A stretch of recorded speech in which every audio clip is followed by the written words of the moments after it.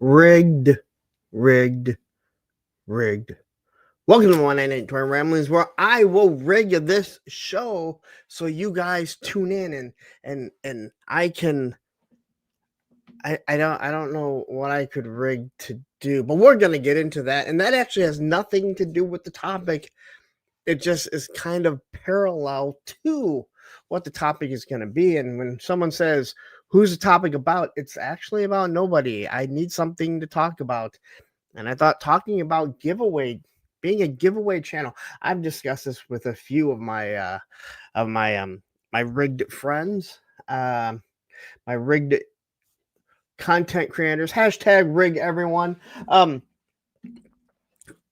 about once you become a giveaway channel, well, you're always a giveaway channel. And like I said, that's kind of what the topic is. Um, there's a lot of channels out that do it, and that's perfectly fine. And I gave something away, but we're going to get into that. But again, the whole rig thing, which I will get into very shortly, is separate. So anyway, I hope everyone had a nice long weekend. I mean it. Oh, we just had a wonderful weekend. I hope everyone was off from at least Thursday until now. And thank you for giving me a little bit of your time on a Monday, because I know we all have to decompress, get into the groove of working. I was off all last week working on that basement, which has been a complete nightmare, um, just physically more than anything. But yeah, it's pretty much done.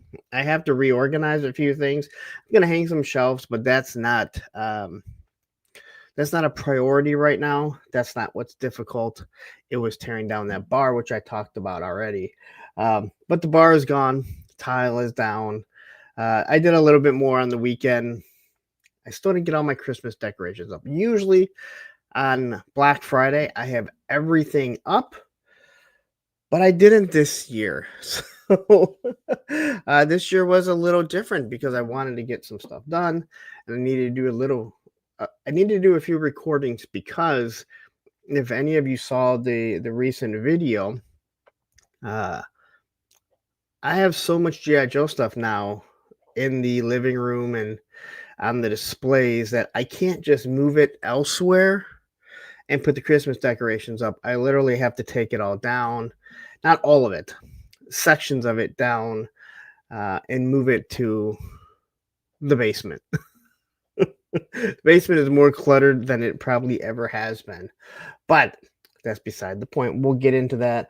Um, but anyway, other than that, this weekend, Olivia and I finally finished Buffy the Vampire Slayer. We still have the final season of Angel to watch, but we did finish Buffy, and it has been a long time since I've seen it, and I have to say,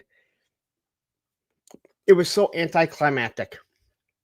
And what I mean by that is, spoiler alert for a show that is over 20 years old, ended over 20 years ago. Um, yes, yes. Rowdy Ryle saying Buffy, woo. Yes. We finally finished it, and they fight the big bad guy. They save, they end another apocalypse. But normally, like when a series ends, they would kind of maybe jump forward 3 months, just kind of telling what's going. It ends with the four of them: Giles, Xander, Buffy, and Willow, as it should, right? Like that was kind of how it started. And they just like there's really nothing. Like you would think they'd jump ahead like 3 months. But maybe he thought, hey, you know what, we can wrap up a lot of this, you know, um in Angel, which I don't think Buffy ever appears on Angel after that. She was pretty much done at that time. So it was nice that we finally got to finish it. I can say Olivia was excited. I was excited because I got to show her once again. As you can see, I don't care what anyone says. I will fight you. Buffy and Angel are the ones meant to be together, not Buffy and Spike. You know what? I hate that. You can call it teen drama whatsoever. Drives me absolutely nuts. But yeah, We finally finished it. And now we have a few episodes of Angel, well, a whole season, but that should be easy to go by. There's no more jumping back and forth trying to figure out where we are. And then we got to think of another show, and I'm thinking 90210. I'm thinking 90210. There's no jumping back and forth with that one. Anyway, I'm glad to have that one done.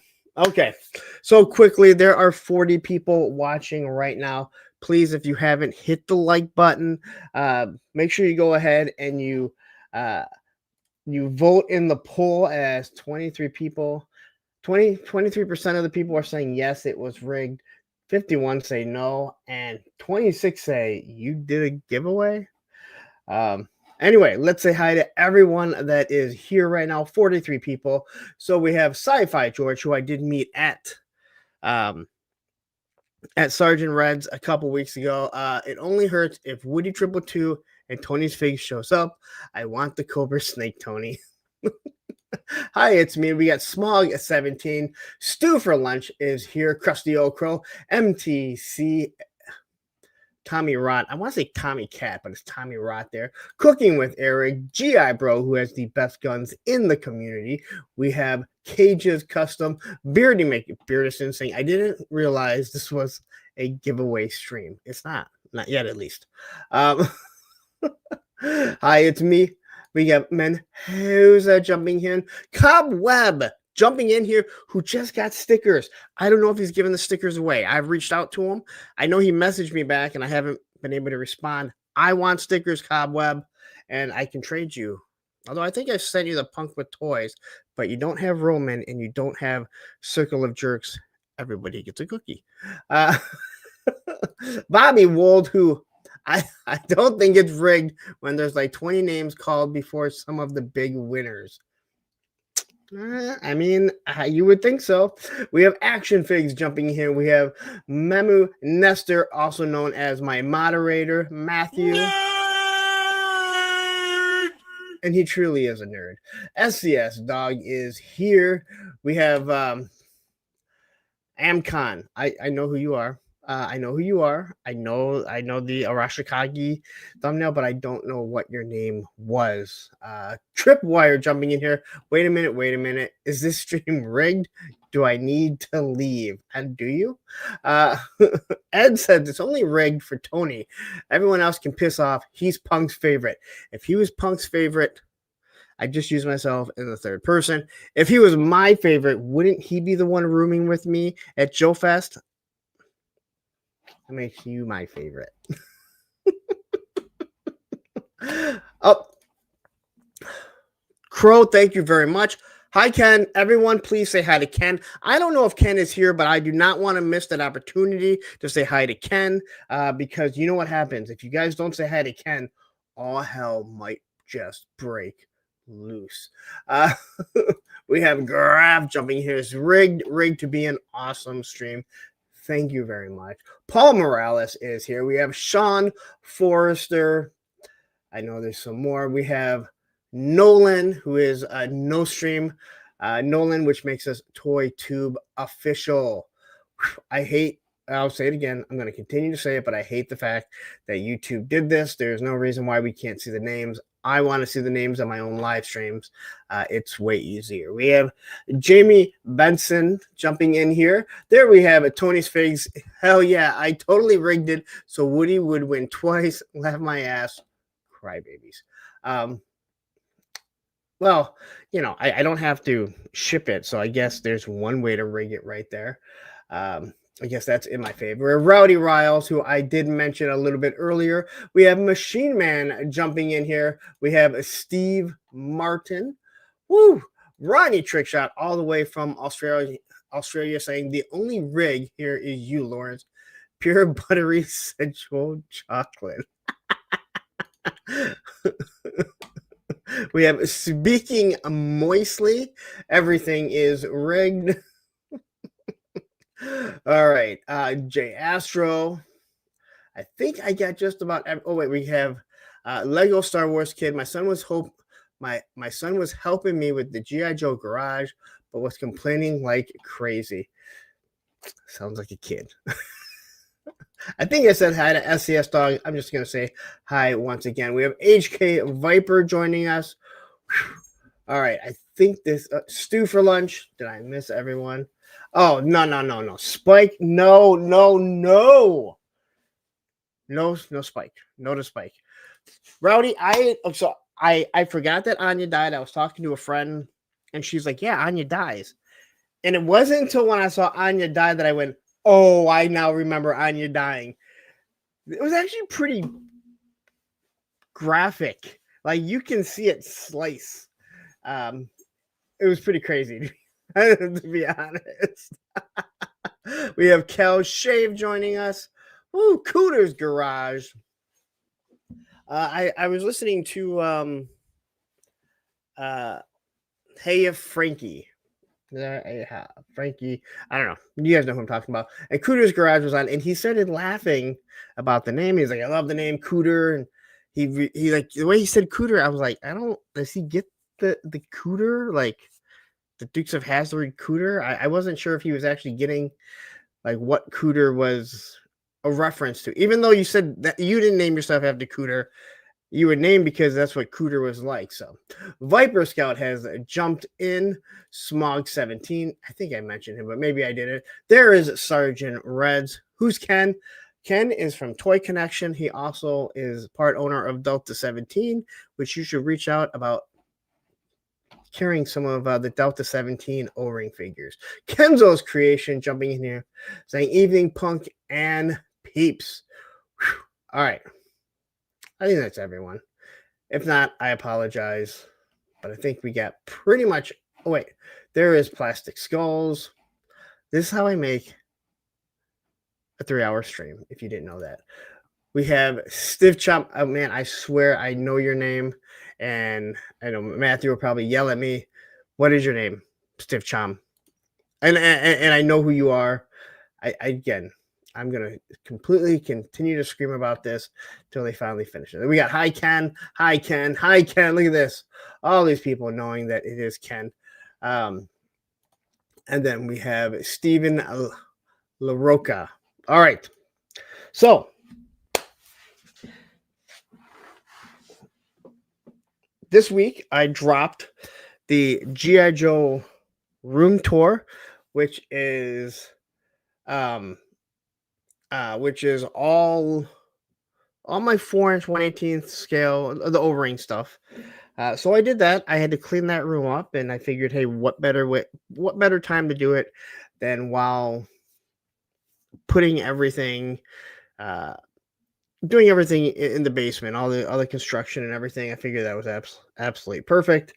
And after I did that, I had to do the Top Fun toys. So if you haven't checked that out, check that out. That is so far the best viewed Top Fun reviews that I've done. If you aren't watching or checking out his stuff, you like the 3D printed weapons at a reasonable price, it's the perfect place to go get them. Also, if you use my code PUNKWithToys, just drop the A, he'll give you 10% off all the 3D printed stuff. And he's making some really interesting stuff, some really good stuff that I don't see other people doing. So check that out. And then I needed to do the classified stuff. And because Christmas is coming, that means I got to remove some of the, at least some shelves or in front of my TV and stuff, so I can put all my Christmas decorations up. So I said, hey, you know what? Let's get this all set up. We'll do the video, and then I can kind of take it all down, put the Christmas stuff up, and then put it back up. I have no idea what I'm going to do, but if you pay attention, you will see, or if you haven't watched it, you'll see that I went over my Skeletron stuff, Operation Monster Force, and the gargoyles. NECA, come on. We can use a few more gargoyles. And at the end of it, I show you everything that's behind here. Now, there's still a lot of stuff that I did not go over. Most of my Marvel Legends stuff isn't out. I'm not really sure how I'm going to eventually display that, but I am looking. I'm going to try and figure something out because I do have a lot of Marvel Legends. A lot of it's probably going to be for photography at this point. And then we have Asner Sketcher. I think I said that right. We have Gun Bunny Customs jumping in here and Snow Wolf. All right. I just got today. I thought the street date for the Uncanny X-Men Mystique is Sunday, which I believe would be the 6th. I wasn't supposed to get her to the 8th. So the Mystique Uncanny X-Men, the Target exclusive, showed up today. I did the video before I started. I got it all together. It will go live tomorrow. Stay to the end. I think most of you will get kind of a kick out of someone that helps me discuss her at the end. Hello, Gabe. How are you doing? All right. So there's a few things to kind of discuss. I don't get mad about things too much, but I don't like when people try and insult my integrity. I think that is a fair assessment. I think most people have watched. You know, we went in today or this weekend, and this was the receipt for Sergeant Reds. This was a receipt from last year. Obviously, I tightened it up a little bit more. I don't know if you can see it there. There is your total of, that was actually $3,648. All right, there is your total. So to sit there and say that I rigged something, a giveaway, is kind of ridiculous, and say it hurts my credibility and my reputation. Well, I kind of take that offensively. The reason why I can ask people to donate directly to my PayPal is because I am trustworthy. Now, there is a guy that did it who has accused me twice now on the live stream video that it was rigged. Basically, first saying that it's great to see other YouTube content creators win. You know, why not just tell people that's what you were going to do? And then I said, I don't know how you saw that it was rigged. Then he made another comment, rigged, rigged, rigged. You know, just tell us you're going to give this to, you know, your friends. Now, let's talk about a couple of things here. The winners are Shellback, who I don't know if I've ever heard of.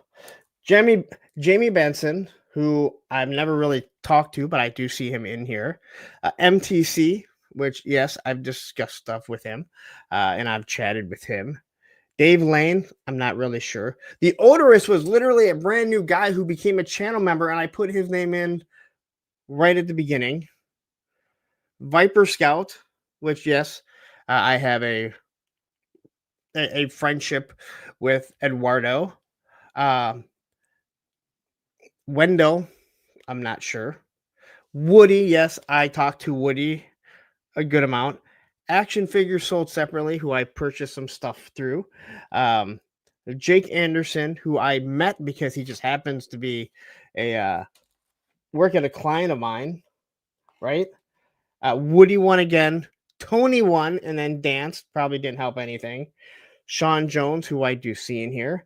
And then Evo Dookie. And then in the end, Odin. So let's kind of talk about a few things with this, right? You're saying that it's rigged because it's all these content creators. Well, what would make you think that all this stuff here, right? Everything that you might see, why is it that these names I might know, right? Why would you think that, well, all these content creators were your friends?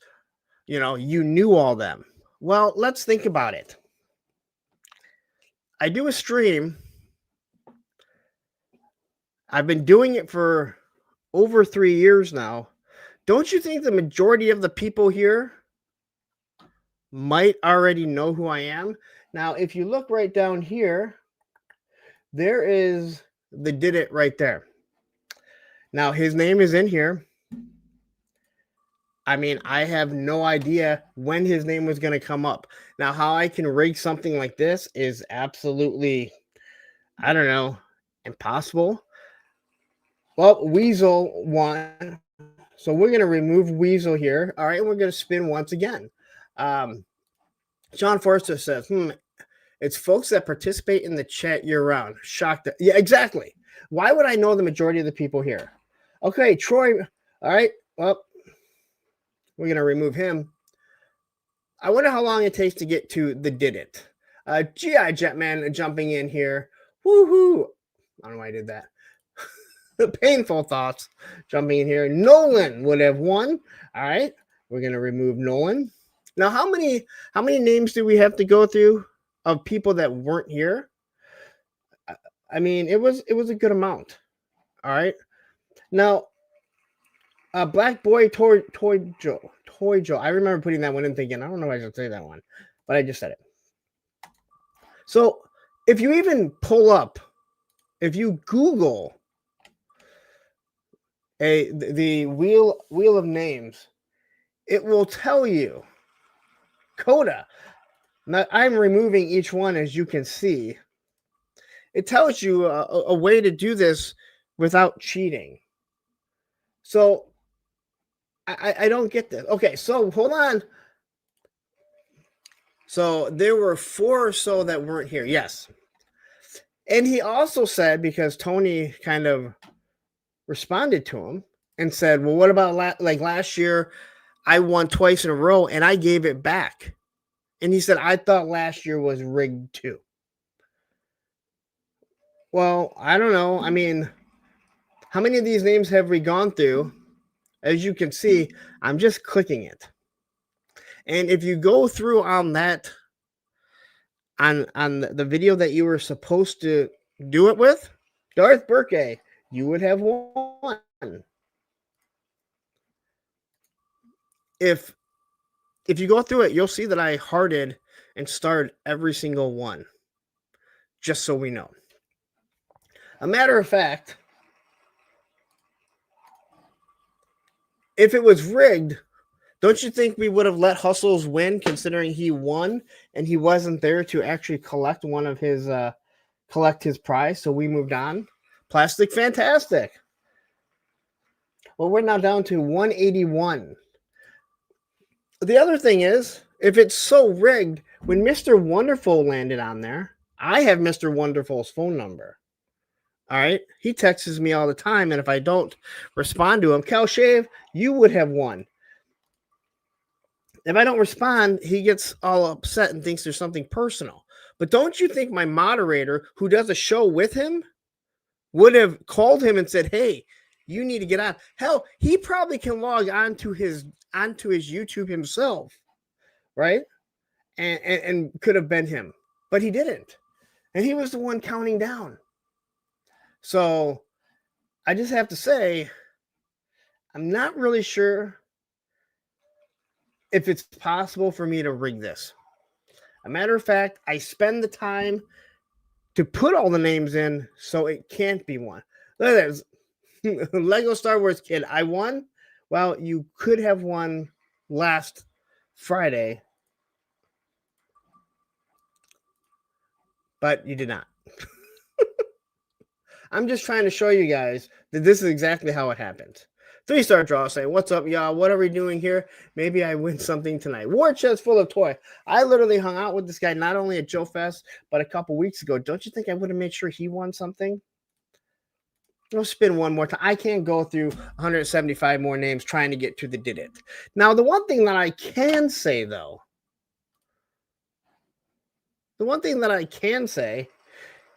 Gary Little, there you go. Anyway, I'm not going to continue to do this because it's just way too much. Anyway, the thing that I can say is that, well, I don't need to create a fake giveaway to give stuff to my friends or trade with my friends. I would just give it to them. I just trade with them. It's actually very simple.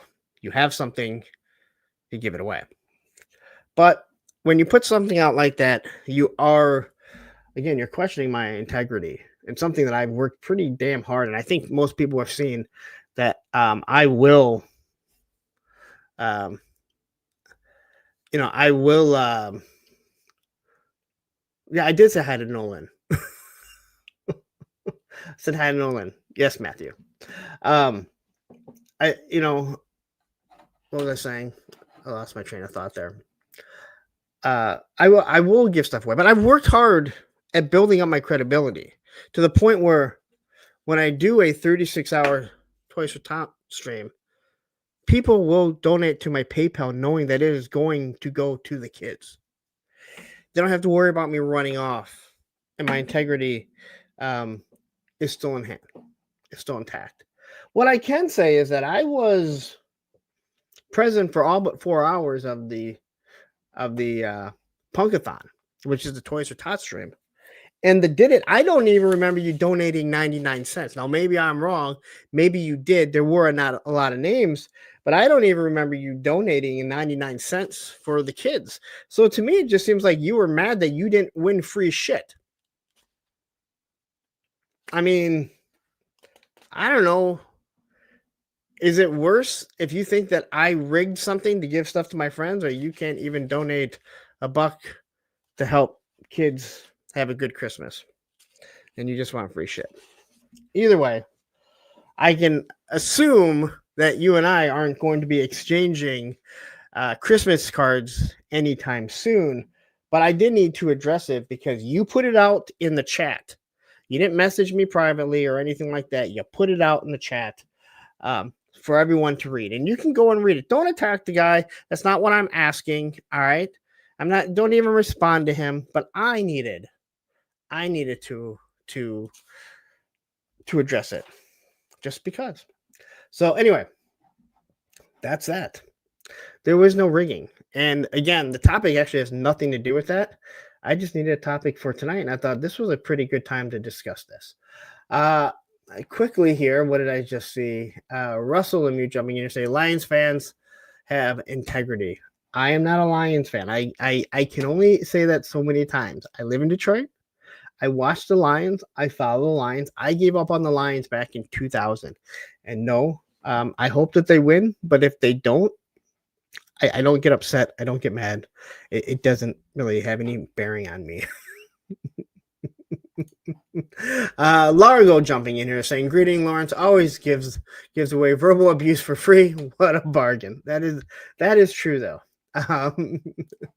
You did not win. I was going through all the names from last Friday because someone said that I rigged it, which I'm still trying to figure out how I could rig it. But I don't think that it's possible. Yes, it is almost Punk's birthday. But it doesn't mean it's almost my birthday. It actually does land on a Monday. I'm not sure if I'm going to do a stream. I don't know if I'm going to sell all my toys or what I'm going to do for that stream. Who knows? Anyway. But anyway, let's get to this. This Thursday, I'm going to have Maximum Warp on for Thursday with a friend. I have not done anything yet. I haven't done anything with the thumbnail. I will try and get that done tomorrow. I have been so behind on this stuff. I met Max. His name is actually Max. So again, you hear Maximum Warp and you're kind of like, that's generic, but his name is actually Max, so it actually works. When I talked to him, he said he started doing YouTube and he watches the show, and I'm like, "You do Instagram?" He was like, "No, should I?" And I was like, "Yeah, it is. It's free advertising. It is free social media advertising for yourself." And I think he had created it before the end of Joe Fest. So I'm going to have him on. I know he's been doing some other live streams with some other guys. I know he's been on with Ronnie Trickshot and stuff, so I'm excited to talk to him. It'll be an interesting one. It should be a good one. I do all good ones. What can I say? I haven't had a stinker yet. You know, even when this guy shows up 55 minutes late, I still had a good stream. I mean, I just talked about myself, but whatever. Rowdy Rouse says, my birthday is the 23rd. I hate my birthday. It's just another day. That is my old friend Mike Kendrick's birthday. I do remember that. It's just another day. My ex actually asked me, my kid's mother, she's like, you're turning 50. Do you want to do anything? And I'm like, wake up. And my daughter's like, that's dark, Dad. I want to wake up. Like, that's it. Wake up another day on this side of the dirt. That's all that I'm really asking for. I do want to say thank you to everyone. 144 people at one time were watching the Black Friday giveaway. Do you guys enjoy it? I enjoy removing the names. I enjoy having Tony on. That was something that happened last year out of nowhere, and I figured if he's not working, why don't we do it? It was fun. I looked up and noticed he was dancing and was like, what the hell is he doing? I got to watch that actually happening in real time at the Gay Pride Parade that just happened to be going on, the of Joe Fest 24. And Tony's one of those people that is going to dance the moment he hears music. I don't think myself, Baldy, or Travis were going to. So and here is the odor as jumping in. It's not my birthday yet. I'm not 50 just yet. And I know you said you enjoyed it, and congratulations. Thank you for, I mean, again, like I saw your name. Tony actually said, hey, you know what? You got a couple new members or one new member. I forget what exactly. And you and one other person, you were the last people that I put in. I'm like, I'm not putting anyone else in. I give everyone more than enough time. It's the official I won the snake armor dance. Well, it was something. It was something. Viper Scout says JoeCon had a lot of pride events around them suspiciously. I guess it just fell on that week, which I don't care. It doesn't bother me. It was just music playing outside. But I know it wasn't going on this year, but I don't know if it maybe because it was a different week. I don't know. Either way, I've watched Tony dance in person while walking the streets.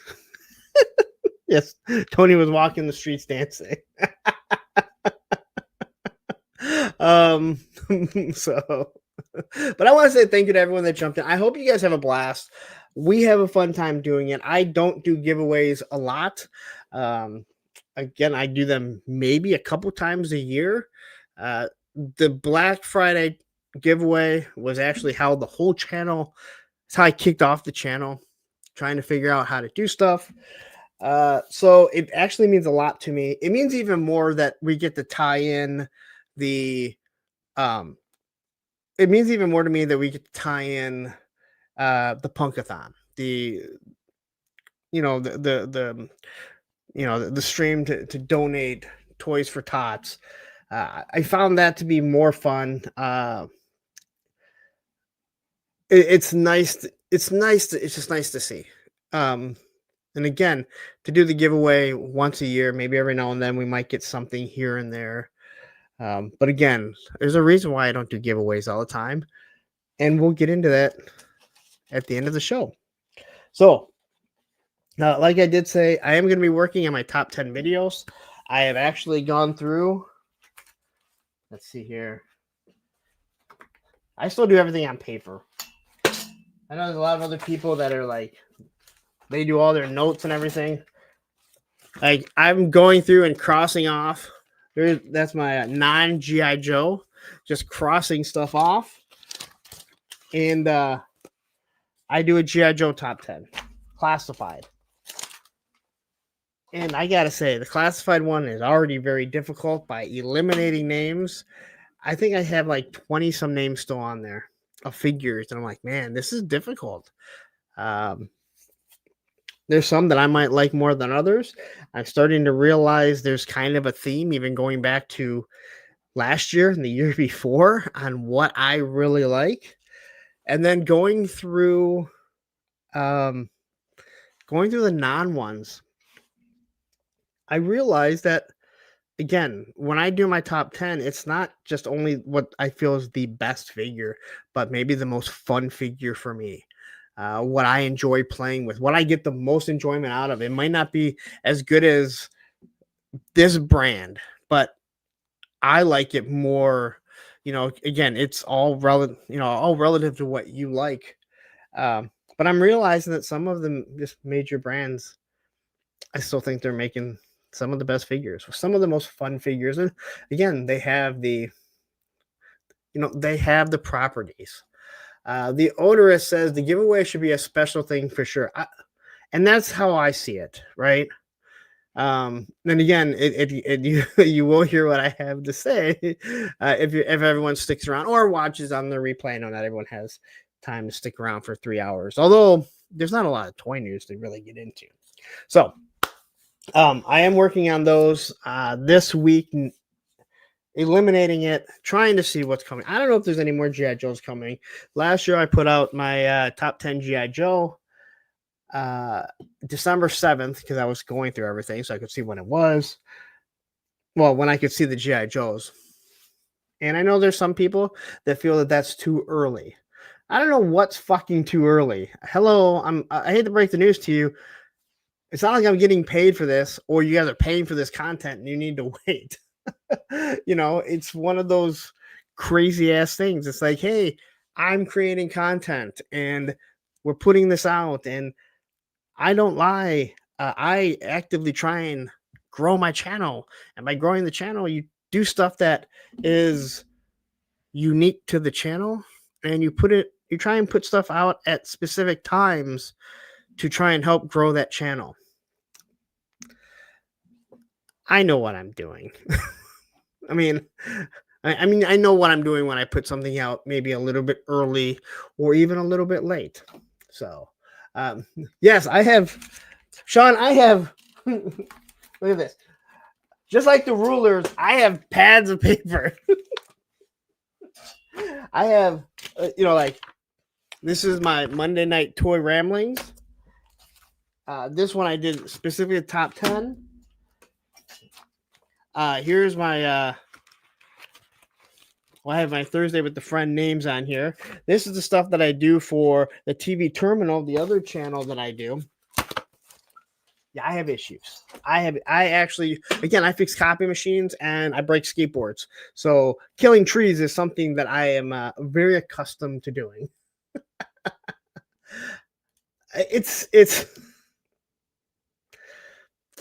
I know the basics. I know the basics. Pug, what is your favorite brand for the year? Well, I mean, the favorite brand is still G.I. Joe. I mean, I think that's I still think Hasbro makes some really good figures. Are they perfect? No. But there's something special about some of the figures.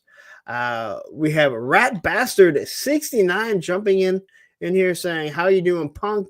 Good Thanksgiving and good Monday. Wow, I don't think that I have ever seen Rat Bastard 69. Wait a minute. Oh, wait a minute. You gotta understand, man. I never even saw these assholes before. And if I have seen you, that's just a chance to play that again. So great to have you here. I had a great Thanksgiving. I always try and have a good Thanksgiving. Why not, right? We only live once. I was actually getting my car today. I'm like, you know what?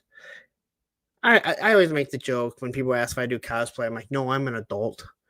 But you know what? Like, dude, man, we live once. If that's what makes you happy, then fucking do it, man. Just enjoy it, man. Whatever you do, seriously, just fucking enjoy it.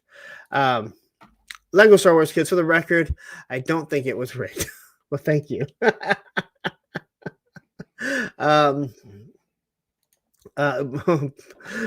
Payne's Toy Sampo says Larry is killing the trees for your entertainment. And my entertainment too. Don't leave that out. Amicon says I have stacks of paper all over for various works and personal projects. Oh, I'm bad. Oh, I'm bad. Billy Boy's Toys jumping in here. Hi everyone. Hi Punk. Woo. All right. And what is this? We have Mython the Python, member for 1 month. Let's hit this really quick if I can even find it. Fucking Phil Collins. Say what up, Punk? Hope my home pup Roman is doing good. He's right there. I'm gonna tell you this. Make sure tomorrow to watch my Mystique Marvel Legends review. Watch it to the end because I think you'll enjoy it if you make it all the way to the end, or just skip to the end, I guess you could say. Roman makes an appearance. He's probably my first real appearance of him in a review. I have to compete with Bees Battleground, who has the captain showing up, his daughter, who's helping him do reviews. I can't compete with that, all right? I can't compete with a little girl who is in the same room playing, asking her dad questions while he's trying to do reviews. It's not even fair, B. All right. Boba Fett jumping in here. Woo! All right. I think we got everyone. Yes, Ace. Ace is it makes me laugh every time I hear her. Well, I said the captain. I'm sorry. I meant Ace. Not the captain. Ace. Sorry, B. Don't get mad at me. All right. So, I talked quickly about the Top Fun Toys. Check their stuff out. He has something for the All Striker that he is working on. He actually sent me part of it. He forgot to include the actual piece to connect it. So I'm waiting to get that. Once I do that, or once I get that in, I will once I get that in, I will do the review. It is a grenade launcher. I think he's also supposed to be sending me the machine gun to replace that gummy one. I'll have to reach out to John again, see if he actually shipped it out yet. But I do have the one piece, but I can't do nothing with it. I was hoping to have it by Black Friday. That's actually why I waited to drop the video. And he said a lot of people use the code. So that's awesome. You guys are tuning in. You guys are checking that stuff out. Which makes it a good working environment for all of us. And if you use my code Punk with Toys, you get 10% off your entire order, which works for everyone. Stu for Lunch jumping in here, member for 2 months. Fucking Phil Collins. Saying, hi, Ken. Congrats to us all for being here. Hi, Ken. Hi, Ken. You know what's even more frustrating? You say hi to Ken, and he doesn't even show up. Very disappointing. G.I. Jetman saying, finally got my shooter at Walmart for $10. She'll be here tomorrow. That is awesome. Shooter's a pretty good figure. Just find a new weapon for her. Because her gun sucks. Anyway, the sponsors, Hella Dope Toys, they are still around. I do believe they're supposed to be kicking off or trying to relaunch come early next year. I have to talk to Ted. I literally went and I checked, made sure their website is still up and running. So their website is still up and running. And I know there's still people that have a lot of pre-orders on there. Obviously, Top Fun Toys. And then we have the Amazon affiliate links. Please click those links whenever you're ordering something from Amazon. Help support the channel. Entertainment Earth. People still do order from Entertainment Earth. I think they find a lot of deals. So make sure you click one of my links. It will take you into it. But what we're going to do right now is Well, I kind of want to go back in time and act like I'm doing my punkathon once again.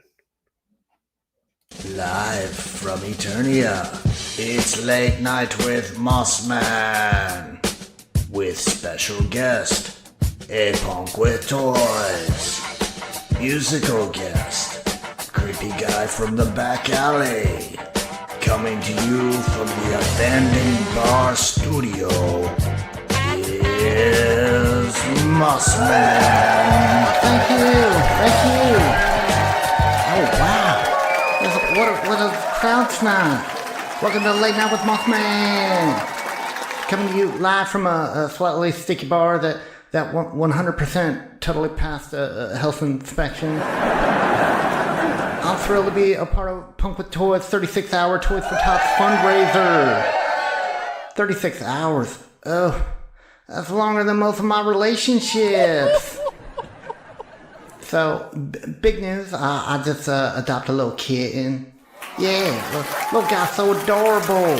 I named him Pedro Pascal because he stars in every situation around my house. I'm always like, Pedro, stop getting into that. Nobody wants to see you in there. You gotta get away for a little bit. He's like the Mandalorian of mischief. This is the way into my sock drawer. And speaking of YouTube stars, how about a Punk with Toys? Yeah, he's closing in on 8K subs. That's huge. It proves that anybody can build a great channel until you put Mothman clips all over your show. Yeah, it's so bad we probably already lost him 50 subscribers. At this rate, by tomorrow, the only ones that are going to be watching are me and my little kitten, Pedro.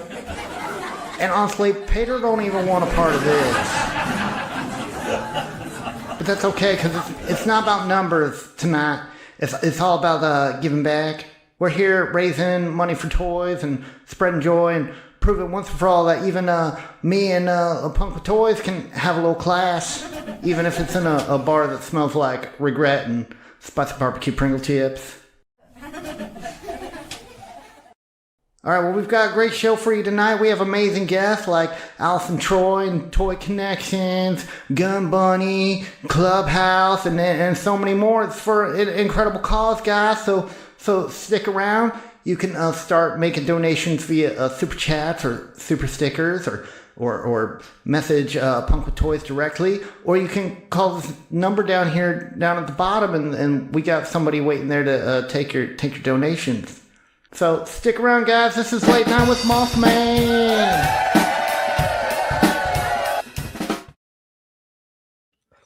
Crazy question. Did anyone try and call that number? Because I did not. I wonder where the number actually goes to. Anyway, back into the toy news. McFarlane dropped a few things. Now I only got a couple picks here, and that is the Batman the Animated Series. Batman the Animated Series. Now, I did see some of these pictures that popped up today, and I needed to take my nap, so I didn't get it all in. So, and then quickly, what is this we have going on? Let me see if I can find it. Here we go. Money talk.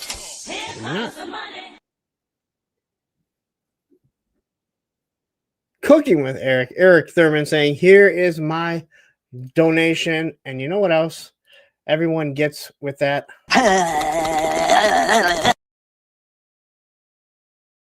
Who doesn't love a licky baldy? Thank you very much, Eric.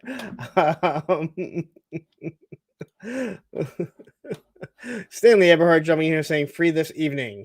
I think you're saying you're free this evening. I think you're supposed to say, I'm free this evening.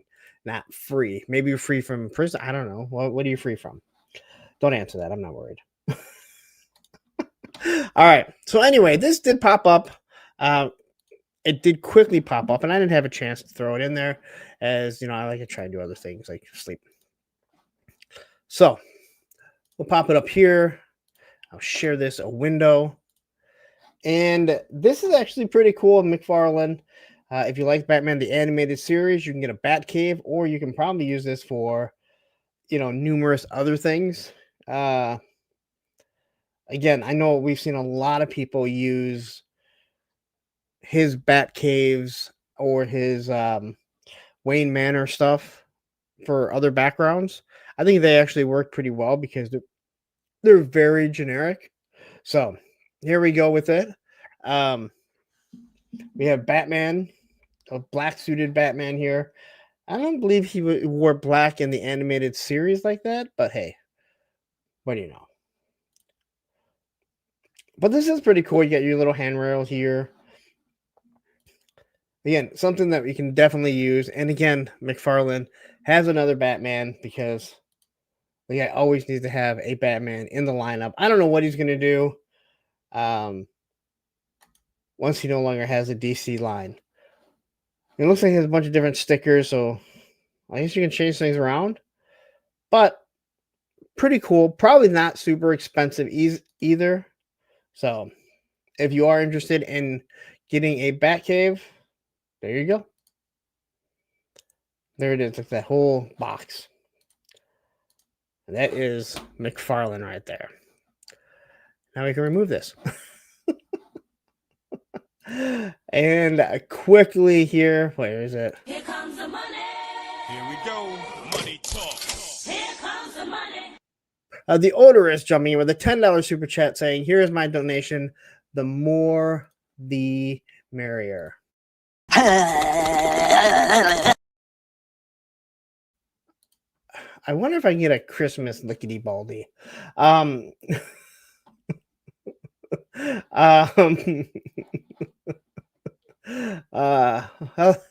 Geek says, "I think it's overpriced. I think it's whoa. Is it? Wait. I didn't even see the price. Wait a minute. Does it say the price on this? If it's $225, it is way overpriced. I mean, that's a HasLab right there. And it says Alfred sold separately.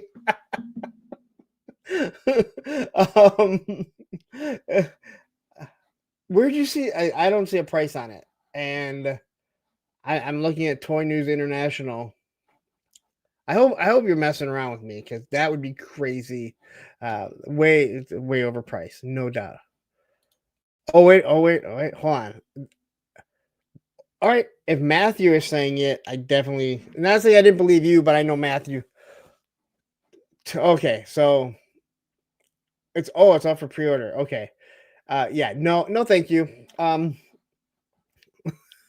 Who the hell's gonna buy it? Oh, come on, that is a HasLab right there. Woo! All right. Tony's face jumping in here. Member for 26 months. Fucking Phil Collins. And that's what you get right there.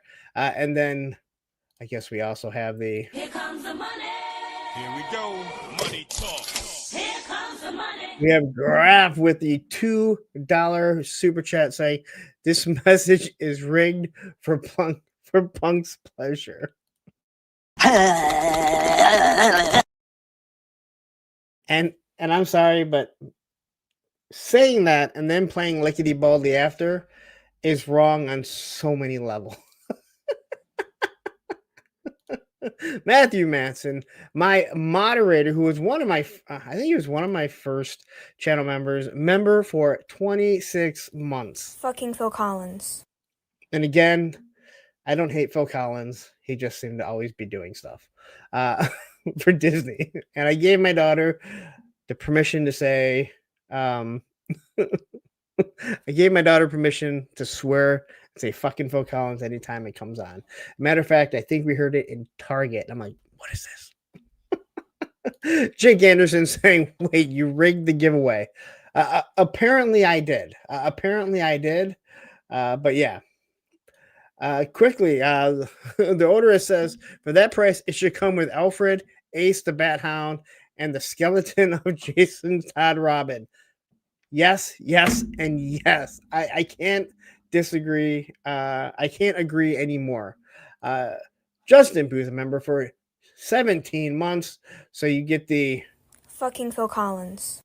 And then G.I. Bro, member for 18 months, and he gets the Fucking Phil Collins. because he has big arms and because he put that down. Oh, Mike on the Python says, Punk, what's up with the dentures in your city street? I've got some teeth. There's some people out there that create content that I think just need teeth, and I purchased them in case if they ever want to put teeth in their mouth when they're doing, videos or streams. So I have them.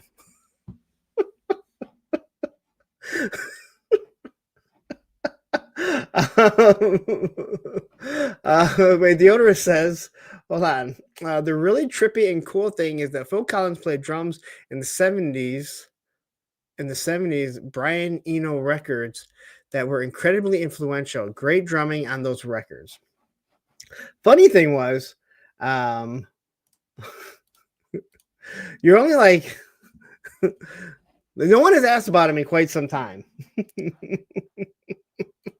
The funny thing is that Johnny Reno had sent me when it was his 70th birthday, and I showed it to my daughter, and my daughter goes, "That's what he looks like." Like, it didn't even dawn on me, and she had no idea who Phil Collins was or what he looked like. But then I knew. All right. Okay, back to this here. So this thing is $225.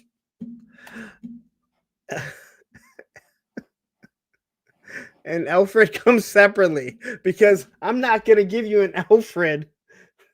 Wow. Oh my goodness. Okay. So moving on. Fury Toys drops another veteran Williams. Now, this, if many of you know that collect Operation Monster Force, this is the Killer Warg, and there's two different. There are two different Killer Wargs now for Operation Monster Force. There's the veteran Williams also for other companies. And everyone said that the veteran Williams, I think that's right? I'm saying that right, Matthew? Is veteran Williams is a much better figure than the Killer Warg. Now, I don't have any issues with my Killer Warg, neither one of them. They both stay together fairly. I mean, they both stay together good. I don't have a problem. They're not loose, but too many people have had loose joints on them. And when you see Operation Monster Force kind of shifting away, not asking them to see them shifting away and not looking to do something again with this company, it tells you that they noticed that there was also some QC issues also. But this is the one that everyone said that they wanted.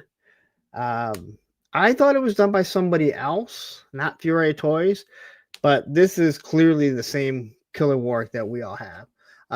Rowdy Ryle says, doesn't Phil Collins look like Phil Collins? Yeah, but my daughter didn't know what Phil Collins looked like. We'd hear a Phil Collins song or even the other band that he did. Why can't I think of it? And I would say, who is this? And she'd say, fucking Phil Collins. She had no idea what he looked like. It's not that he doesn't look like Phil Collins. She just didn't know what he looked like. Menhoz says, Phil Collins is right now cursing and wondering why the heck Punks with Toys hates him so much. Genesis, thank you. I'm telling you guys right now, if Phil Collins' manager calls me on a Thursday at 8 p.m. and says, Phil wants to go on with you at 9 p.m. Eastern Standard Time, I don't care who I have coming on. I am bumping whoever it is, and if they don't understand, that's on them. Just like I told Patrick Stewart that if the real Patrick Stewart reached out and said, I need to do Thursday with a Friend tonight on the same day, I would kick that Patrick Stewart off for the real Patrick Stewart? And he said, I would too. Oh, yes, in the air tonight. We want listen, Phil Collins makes some awesome music. I'm not like I don't want anyone to think that I don't think that he makes good music. And the fucking Phil Collins was well before the show. It was well before I had anyone on that the that the comment came up. It came about. So anyway, if you are interested in this, you can pick this up. BBTS, I believe, has it up for pre-order right now. So this is the Fury series Wave 2 1/12 scale. And this is a large figure. I mean, again, not everyone's collecting Operation Monster Force, and not everyone picked this up. I won't be picking it up as I don't need another werewolf that's the exact same. If it was G.I. Joe, then, I probably would because I have issues. But this is available for anyone that wants to use the shotgun shells that come with your Killer Warg. I know Ed was talking about it in our chat, saying I was really aggravated that they gave the shotgun shell, but they didn't give the shotgun, because obviously it was all part of the exact same mold. And Rowdy says 3 werewolves are better than 2. Yes, but there's a whole bunch of other werewolf heads before they get super large. But you are not wrong. And I can tell you that my moderator, Matthew Matson, fully agrees with you, because he is like a werewolf. Like, it's like his favorite thing. So, but there you go. Or let's say, maybe you missed out on the Killer Warg and you want something, or maybe you want to mix and match it. I know I did that with the other Killer Warg, with the basic buck and the primal one, I think is what it was. So there you go. You can pick it up if you want it, or pre-order it. Do whatever you want. There's a lot of pictures. There's like 18. It was like 18 pictures. I'm like, man, that is a lot.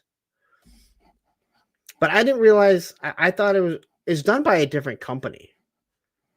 Not Fury. That's because Fury is not on the box. Matthew will be able to say who it is. But anyway,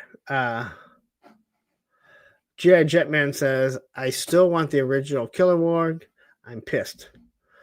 Yeah, I don't think you're going to get it. I don't think you're going to get it.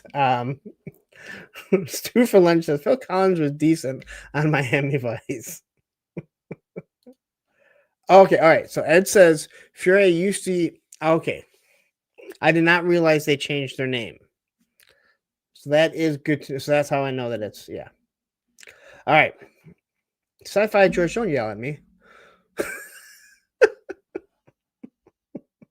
Why are you yelling at me? I was nice to you. I thought I was nice to you at Sergeant Rez. Why are you yelling at me? All right. So here's everything that he does come with, and again, you can kind of mix and match them with the Killer Warg if that's what you're interested in doing. I will say this: the look of this figure is nicer than I think what the Operation Monster Forces are. Although it looks like the coat is probably the same, but I like the colors on this one a little bit better, to be honest. And he says Maestro Union and Fury make the veteran Williams. Maestro Union makes the Operation Monster Force Killer Warg with BBW, Big Bad Workshop. Okay. Okay. Mezco toys. Okay, so we got a couple Mezco things here to jump into. Doc Nocturnal. This went up. I'm assuming it is probably already sold out. So But we're going to look at it. And this is the Christmas version. I mean, who doesn't want this guy as your Santa Claus coming down your chimney? Except for the girl from Gremlins. She doesn't want anyone coming down the chimney because we know what happened. How'd you like this to be your Christmas Eve here? You look outside and you see this. I don't know if this is a Yeti or what this is, like, fighting Doc Nocturnal. But look, happy holidays. Now they're hanging, they made up, which is always good. Odin01 jumping in here saying, I thought Fury Planet was the name of the line by Maestro. I don't know. I'll let Ed and Matthew discuss that. Oh, it's Krampus. That's right. So, but I do like this type of stuff. I mean, it's not something that I was going to spend my money on, obviously. But I like when they do stuff like this. I know, they do the Christmas Star Wars, and people absolutely lose their fucking minds that they do Christmas, action figures, because God forbid you just don't buy it. I mean, but hey, I don't know what to say. But yeah, so here you have, a Christmas version of it. And again, you don't have to buy it. It's really simple to not buy something that you don't like. Though I do think this is really cool. Though it looks more like Little Red Riding Hood than Santa Claus. But Santa Claus with like knives and guns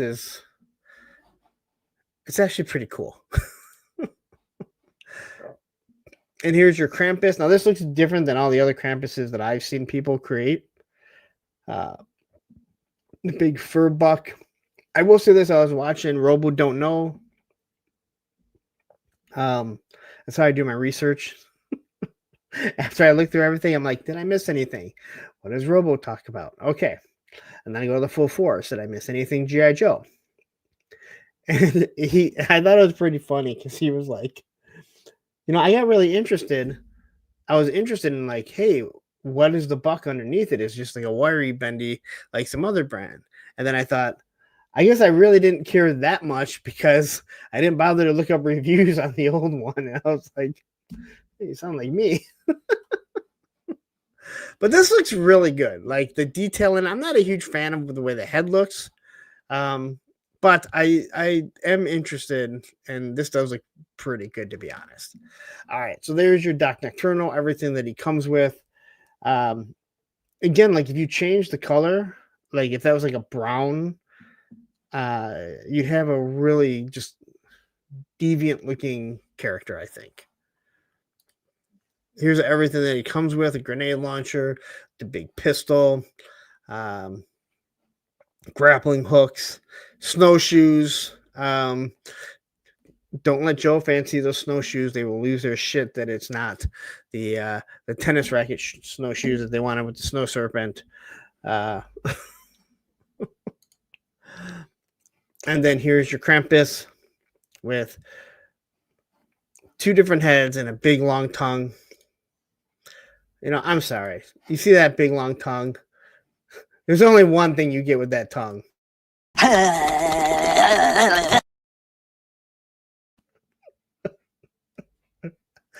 Sorry. I was so mad. I was getting so aggravated. I was so aggravated with Spec and Circle of Jerks constantly playing it, and we're like, it's gonna get old. And then I was sent that one, and I had it on there for the Punkathon, and I realized watching Ed mess around with it and realize, oh, now I get it. All right. So there you are. There is your Christmas Mezco if you are interested. So Senor Blanco went up today. Now I don't have pictures, so what we will do is we'll remove this, and then we'll add this to the stage, and we'll quickly go over this. I'm assuming this too probably sold out. I have not checked it. Matter of fact, wait, I thought there was more pictures. Maybe there's not. I thought there were pictures. Man.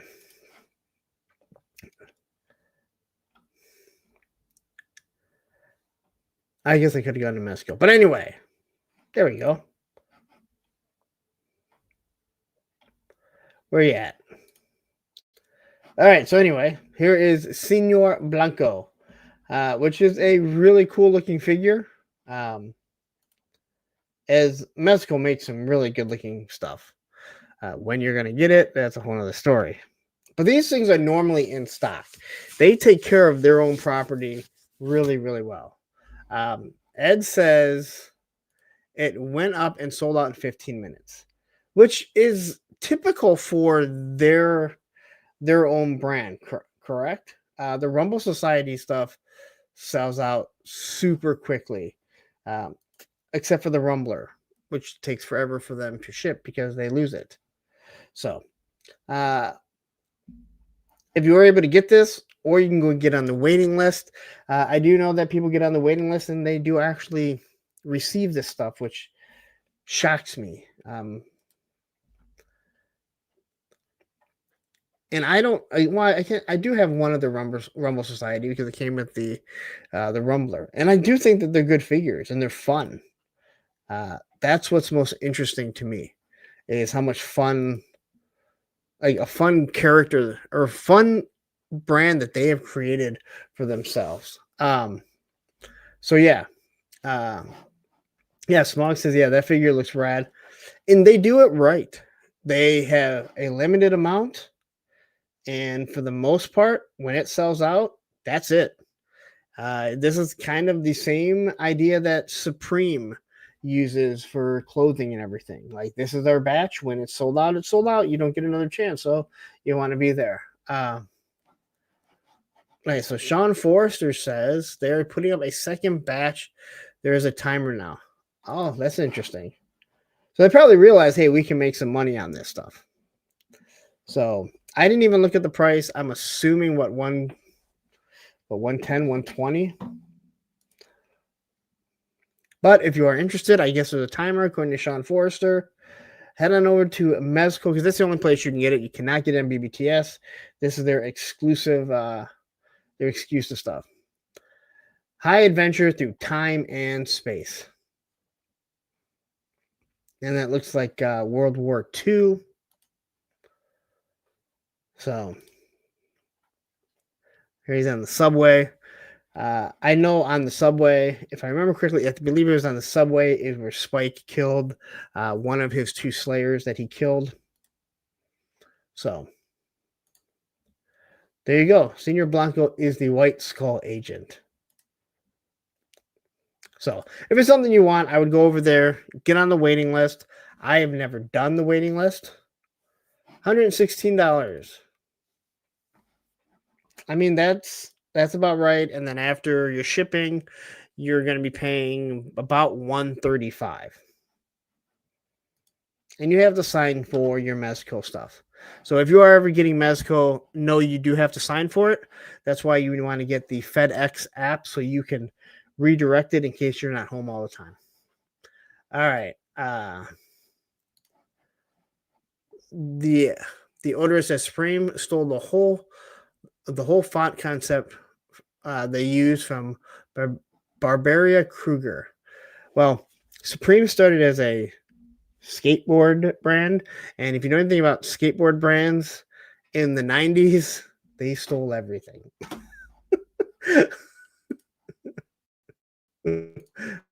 So it fits. All right. Let's get rid of this and we'll bring this back up. So we have action figure Atorium jumping in here. I was on the waiting list for like 4 years until I got to figure out it wasn't until I figured out it wasn't coming. That is, I've heard people complain that they can't get off the waiting list. Is that true? That people talk about, like, I want to get off it because I'm no longer interested, but I don't know how to get off of that thing. That would be really aggravating, that if you're on this waiting list and 2 or 3 years go by and all of a sudden it just pops up. But I also Okay. So you are saying you can cancel your spot. Yeah, I don't know. Like that's what somebody told me. Like I said, I've never done it, but I don't know. It just I find it interesting about like how you can get on a waiting list if they're not making any more of them. So I guess they, I guess, I guess if, um, I guess if they have like extra for pieces, you know what they didn't have extra pieces of clearly is that Duke that they were supposed to send me the parts that they never did. Fuck you, Mesco. Fuck you. Uh, Matthew says the wait list is how I got the original Conan and Solomon Kane from them. Yeah, people get it. And again, I can understand for Conan, G.I. Joe, and all that other stuff because you can put a down payment on. I don't know who'd put a down payment on and then not get it, but you can't cancel this stuff because these are all in stock. So 3-star says I've canceled being on the waiting list for like 4 different things. I'm just going off what somebody said to me. All right. So all right. The 4 Horsemen. So they dropped the Monkey King, or no, the Rat King. That's it. I did order this.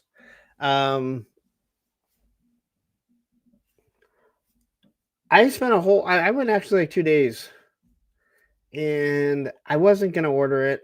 I wasn't sure if there's anything that interests me with the Rat King, but then I saw that they're using the new articulation, like double jointed elbows, which is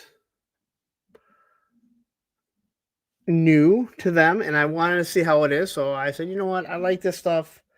I do think there are some things that we can do that might be pretty fun.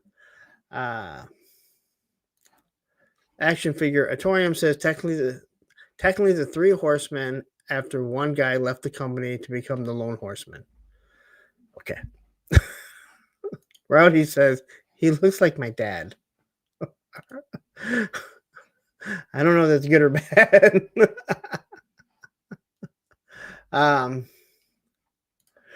3-star says Mouse King. I can't wait to see how well that thing stands under its own power. Well, I will say this: I had no problem standing. I had no problem actually standing Jersey Devil. Although he is actually, I do have him with that stand around him. But I did see all the rat heads, and I was like, yep. I'm interested to see how well he actually stays. This, but with shipwreck heads. Someone make that. Well, the question is, will there be a special head sculpt in there that's in a black bag that I should not review? And Rowdy says, it's bad. My dad sucks. Right. I apologize. But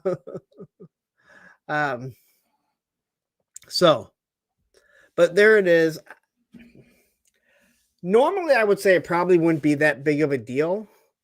But some of these 4 Horsemen stuff, Darren, like they're heavy. Like they're heavy chunks of plastic. So yeah, I can definitely see that where they're going to wobble. But he does have big feet, although I would say they don't look like they're flat. So if you're not using that tail as a third leg, yes. And Ed says, yes, there will be a gift of some sort. Should I review that gift early? Darren says, whatever is in there, don't put it in the video. Look, I'm getting yelled at. If you guys don't know, I reviewed, was it The Ghost of Christmas Past? What was it? I don't remember which one it was. But I showed off her alternate head, And boy, did the cabal get mad at me. Like 300 people saw the video. Like to this day, it's been a year. I think it has like 350 video reviews, if that. I didn't break too many hearts, all right? But this is an interesting character. But the double joints, now I'm very interested in. I won't keep it with all the heads on it. I like this one. How I'm going to use it, I really have no idea. I'm realizing as much as I like, and I really realized this as I was going through knocking off my top 10, trying to knock down to my top 10 figures of the year, minus the G.I. Joe, that I don't do a lot with my Mythic Legions, photography wise, and maybe because I don't have any type of fantasy backgrounds and stuff. But yeah, I'm not sure. And then quickly jumping in here is Baldylocks from the Circle of Jerks. I want that Mouse King. It's almost as scary as Mickey. But is it that scary? 44D2 jumping in here saying Rat Fink. But you see your nice soft goods here. The heads are just creepy in many ways. I mean, thinking about like a rat with that many. We've actually seen it a bunch of times because I'm now playing it after I get. I play it after I get super chats too. So, sorry, Baldy. Blame Spec though, and then you can blame Ed because Ed started doing it, and now I realize how much fun it really was. But this is an interesting character. They said there's a lot of new tooling in it. So, Matthew says, if I had the money, I get 12 King, he's brutes, and then a bunch of minion soldiers. But that's right, because Matthew is cutting back on the stuff he buys this year. Because he says this at the beginning of every year, and then at the end of the year, I kind of see a collection of everything that he's bought, and I realized you are so full of shit.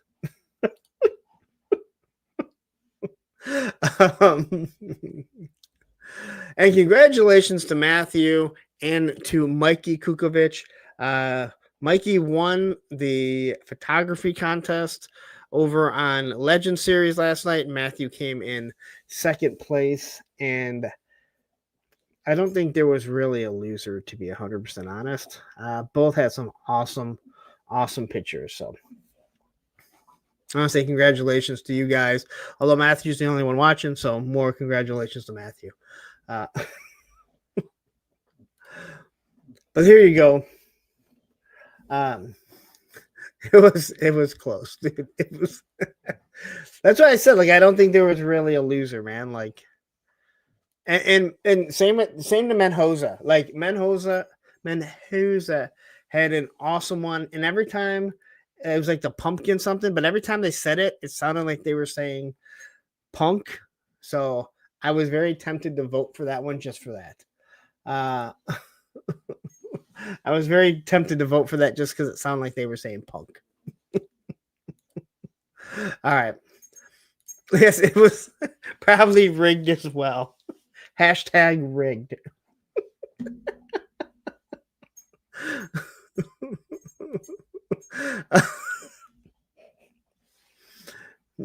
Just remember that. Hashtag rigged. All right. So anyway, there it is. If you want it, if you're interested in it, I don't know if it's still available. If it's not, they'll put more up. The Jersey Devil is still available. It's still in stock. So I think it's safe to say that some of their stuff isn't doing as well as they used to. And it seemed like, again, I didn't really have any issues with that Jersey Devil, but enough people have some QC issues. And like in any large community, like toy community, there is their own cult sect. And the Four Horsemen definitely have their own. There's no doubt about it. But for the most part, they make pretty damn good figures. I don't have too many issues with them. All right. I'm sick of looking at Mouse King. I've been calling him Rat King, but he's Mouse King. Looks more like a rat, though. There you go, Mouse King.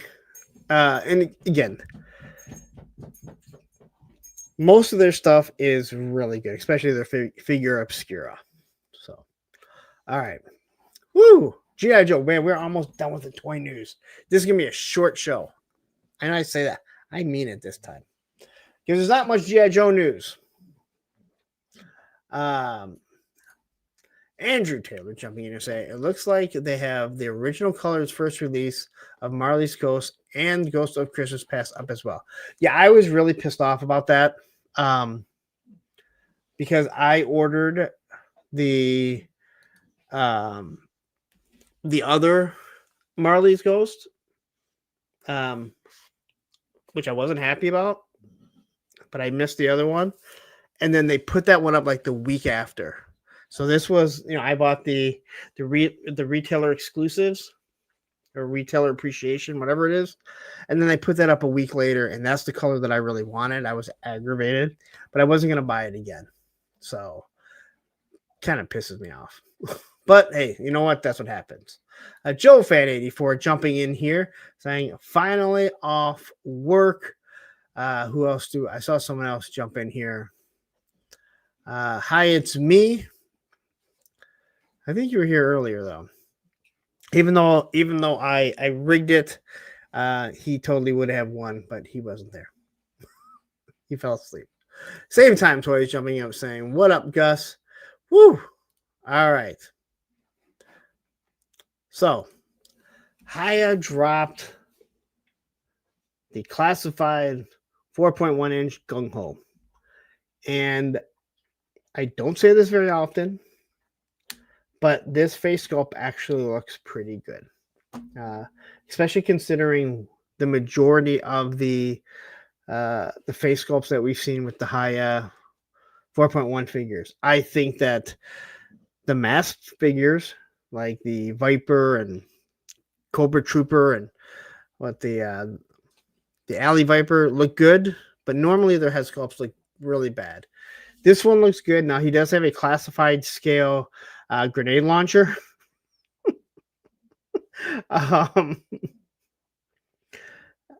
Who's ever designing the weapons, like scaling the weapons, needs to be like, yeah, what are you doing?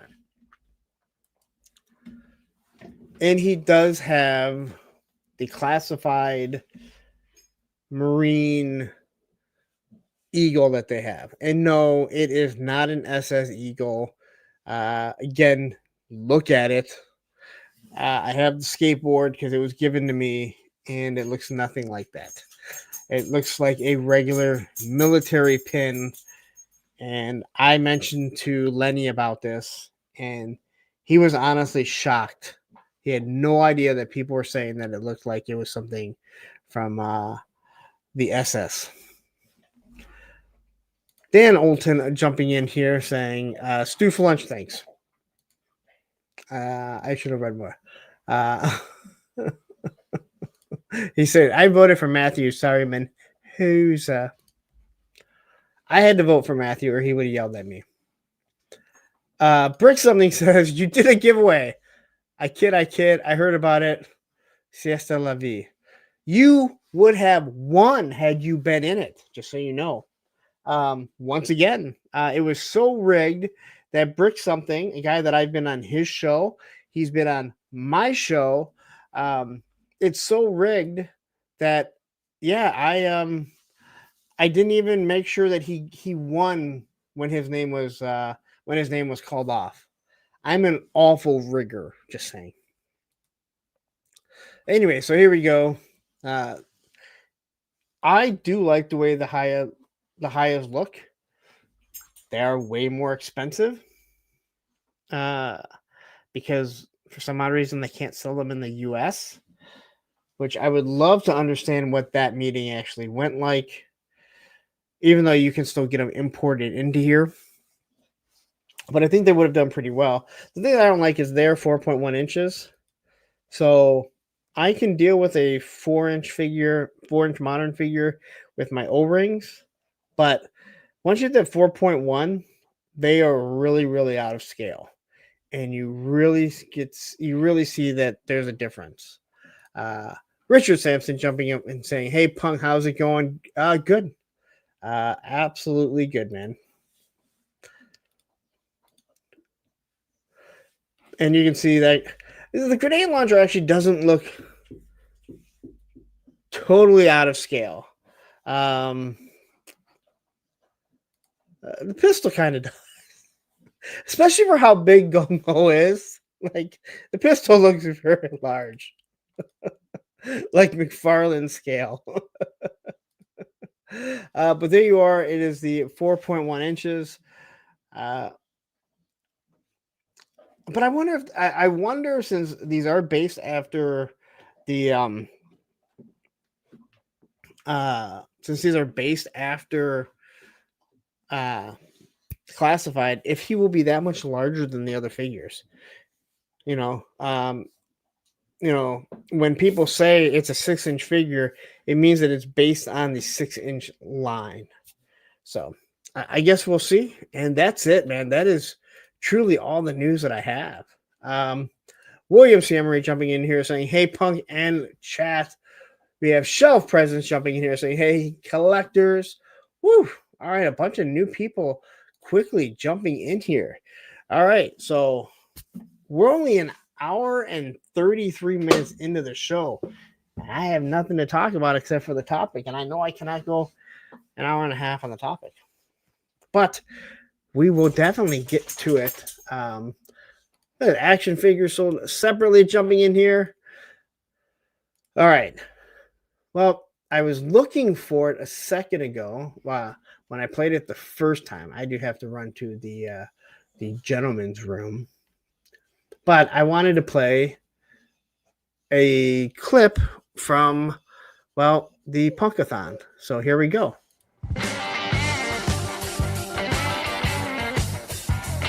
Welcome back to Late Night with Mothman. Oh man, we've had such a crazy ride so far with all the amazing guests and shows that we've watched throughout this 36-hour stream. And I want to make sure y'all know we got to keep donating. We got to keep getting them numbers up.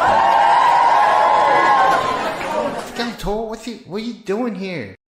Skeletor has come for the circle jerk. Ooh. Come again? That's the plan. Skeletor, I think you're confused. There's no this is a Late Night with Mothman, so I don't know what you're referring to. Man, Tony's Figs told me I could meet 4 bald men here for a circle jerk. And Skeletor will not leave until he's satisfied. Skeletor, I think you might be confused with the show that's called Circle of Jerks, and they're not on right now. Then they do a show like every week or every other week or something. I don't watch it. Fool! I promise you, Skeletor is not confused. Skeletor, I'm trying to tell you there's no circle jerk going on here right now. I got this. Skeletons. What you're looking for is it's back here in the back. Yes. Skeletor will be satisfied. I don't even know what's happening anymore, guys. So maybe we just kick it back to the 36-hour live stream, and y'all just keep donating money for Toys for Tots. Late Night with Mothman, I guess.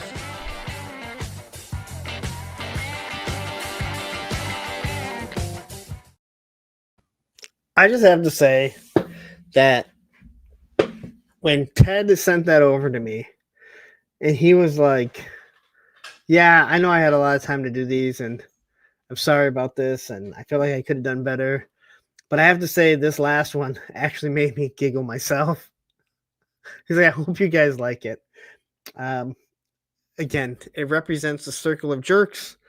which is the other show that I'm on Tuesdays right now at 6:30 p.m.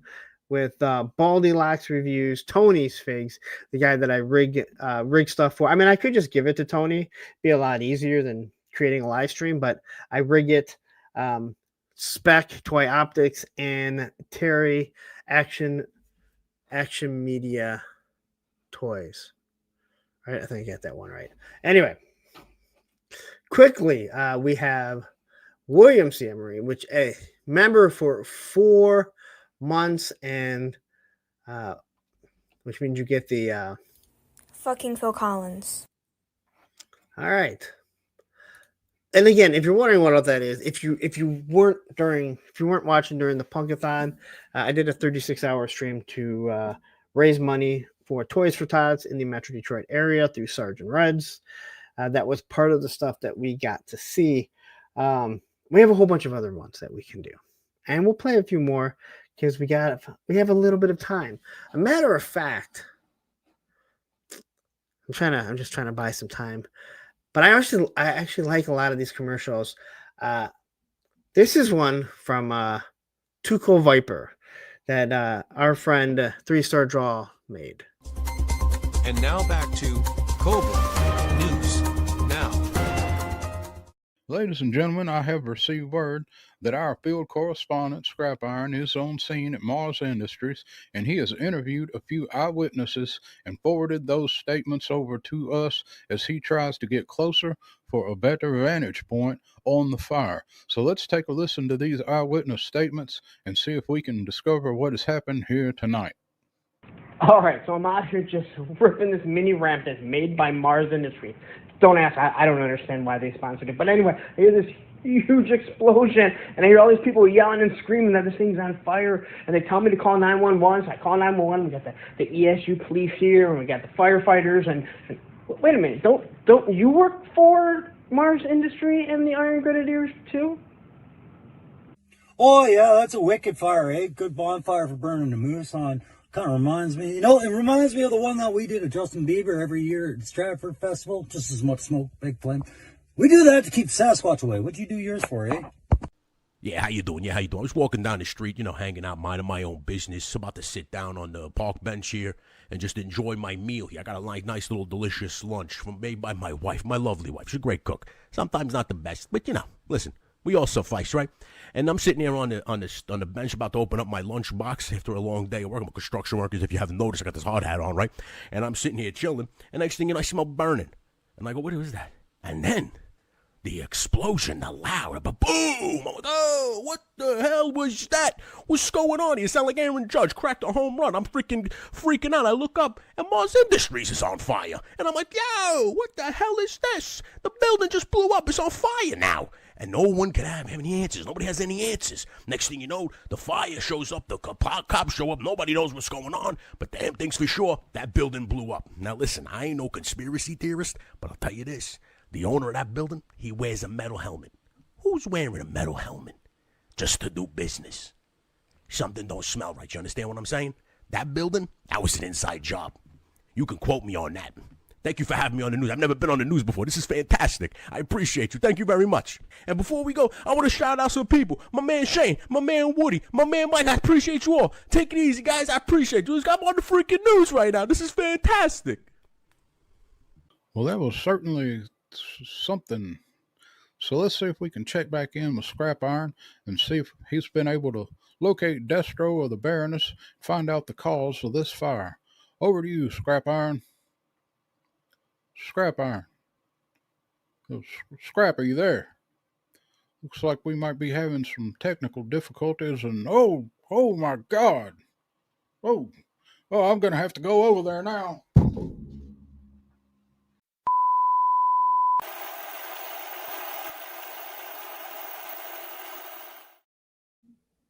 Anyway, I love that one. Darren put a lot of work into it.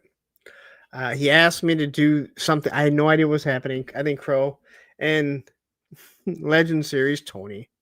So because of Ted, we'll never get to hear or think of a voice of Mossman not being Oh no, Tony's Figs. I don't know why Tony's Figs hates me so much. I do nothing. I do nothing mean to him. I'm good to Tony. All right, like I've even avoided him at Joe Fest, but not this year, 2026. Tony, I'm gonna come, and you might just wake up, and I'll be snuggling next to you, and you'll be like, oh my God, you're all soft, and oh my God, it's Moss Man. But anyway, because of Ted, we'll never be able to hear that voice. But I literally ordered that Gamerverse Punisher and Nick Fury so I could change the head. But now I cannot not hear Legend Series voice coming out of this head sculpt, and I feel like I need to leave it on there, which is very frustrating because not that I don't like the other one. Somewhere around here. I think it's over there. But it drives me nuts because the whole reason to get that was, to do that. And Tony says, stop.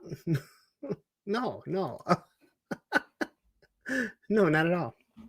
And Darren just sent me a picture, and I believe he showed it off on his on his and Pop's Thanksgiving Eve stream on Wednesdays.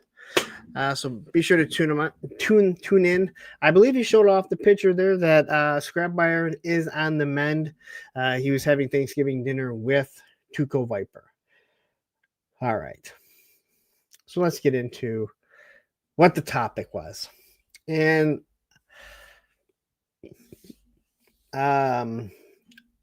why giveaways are bad for your channel. Now, I know many of you are saying, wait a minute, you just did a Black Friday giveaway. You just gave away, I think, 14 items because Tony had something to give away. And then Woody said, hey, I have something to give away. And so there's like 15 items I think I gave away. Now, yes, it was all rigged. So one, I guess there's that. That wasn't even an angle that I was looking to go with, but there is an angle of people that are going to say that you're rigging it. Now, again, I don't know what you get out of rigging a giveaway. It's literally just to give things away. I have nothing to gain from it. I was talking to some people, and what they said was, we trade with each other like we're friends. Now, again, this is going back to what happened here. What was said about mine. Again, the reason why it seems like all these guys might be creators or I know them is because they're in the fucking chat. Because unlike a lot of other streams, I do my best to show off every single person that comes in. Yeah, I don't highlight every comment and I don't read every comment out loud, but I try and at least highlight every time somebody comes in and makes a comment because the fact that somebody is giving me their time. So again, that's why it's not rigged. But that's not what my idea was. And my idea was really before any of this. So you see a lot of people and they create a channel and you'll see them, man, once I hit 100 subs, I'm going to give something away. And then it's like 200 and then 300. And sometimes you see people giving away thousands of dollars worth of stuff. And they don't even have 1,000 subs. And you're sitting there and you're constantly, tune into this giveaway because we're going to be giving all of this away. So what you're basically trying to do, and this is the reason why I feel that giveaways are bad for your channel when you're not an established channel, but when you're trying to work your way up, is you're incentivizing people to show up to win something. Some people will go to, Ollie's or Ross, and they'll find inexpensive stuff to give away. what they can afford. Now, of course, you have to ship. Other guys will have very expensive Mezcos or HasLabs to give away, which is shocking I just buy fucking subs at that point. But as you're sitting there and you're doing stuff like this, what you're telling people is, hey, tune into my show. We're going to give this away. Now, I can tell you just from that Black Friday giveaway, we had 144 people watching at one time. The moment we were done giving stuff away, it dropped down to 120, and then it was down to 110, and then it was just below 100 in the 90s, right? And that's because there was no more reason for them to be there. Now, I do it once a year. I do one big one once a year. Every now and then I'll throw another one in there, right? And what's happening if you become a giveaway channel, and that's what I call a lot of these shows, is you're trying to get people to come in, subscribe to your channel by giving stuff away. But what happens when there's nothing else to give away? What happens when you're done giving stuff away? You watch the giveaways and you give away 10, 15 prizes, and then everyone leaves. You've built no base. People are not tuning in for you or your personality. They're not tuning in for your content. They're tuning in so they can win something. And I don't see that as a sustainable way to grow your channel. Not everyone is going to be exciting. Not everyone is going to be well received, and that's fine. And some people, their channel will never break 50, and there's nothing wrong with that. But if you're doing this giveaway all the time, your idea is, hey, I'll get people in, I'll get them to sub to the channel, because a lot of times that's one of their requirements. You have to be subbed to the channel to win, which YouTube does not like that. And if you notice, nowhere in my video did I say that you needed to be subscribed to the channel, because YouTube will nuke the video right there, because it has to be across the board. You can't say this. You can't do it you're not supposed to use giveaways to raise your sub count. They don't like that. And believe me, I'm sure there's a lot of people that wanted to have nothing to do with me, but they wanted to win some of those prizes, so they were going to put their name in. They did it. But as you do this, and as your channel, the subs may grow, but you notice that your viewership, when you're not giving shit away, doesn't grow. You realize that the only reason why people have tuned into your show is because they thought they could win something. And you become known as a giveaway channel. And there have been more than a few in the toy community in the past 2 or 3 years that I have dubbed that. And again, you're free to do whatever you want. But at some point, when do you start going, all right, why am I giving something away because I hit 700 subscribers? It doesn't make a lot of sense. I mean, it's a substantial mark to hit. If you go and you look and you see how many YouTube creators on YouTube have 1,000 subs, it is a very small amount.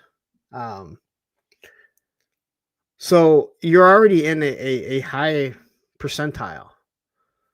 And there's nothing wrong with hitting that 1,000 and being like, hey, I have this I'm going to give away, or 2 things I'm going to give away. But every time you have this boatload of stuff, or you're using it to get monetized, well, just go buy your subs at that point. And I'm not even joking. Like, just do the promotion and cheat like so many other people did and say, hey, you know what? I'm just going to I'm just going to use the promotion and people will hit that like, and it's better. I mean, it'll save you some money and you're going to get as many actual viewers that way. Graf says, you won't know until you try, punk. Give away every Monday, Tuesday, Wednesday, and whatnot, maybe twice on Arbor Day. Should I do that?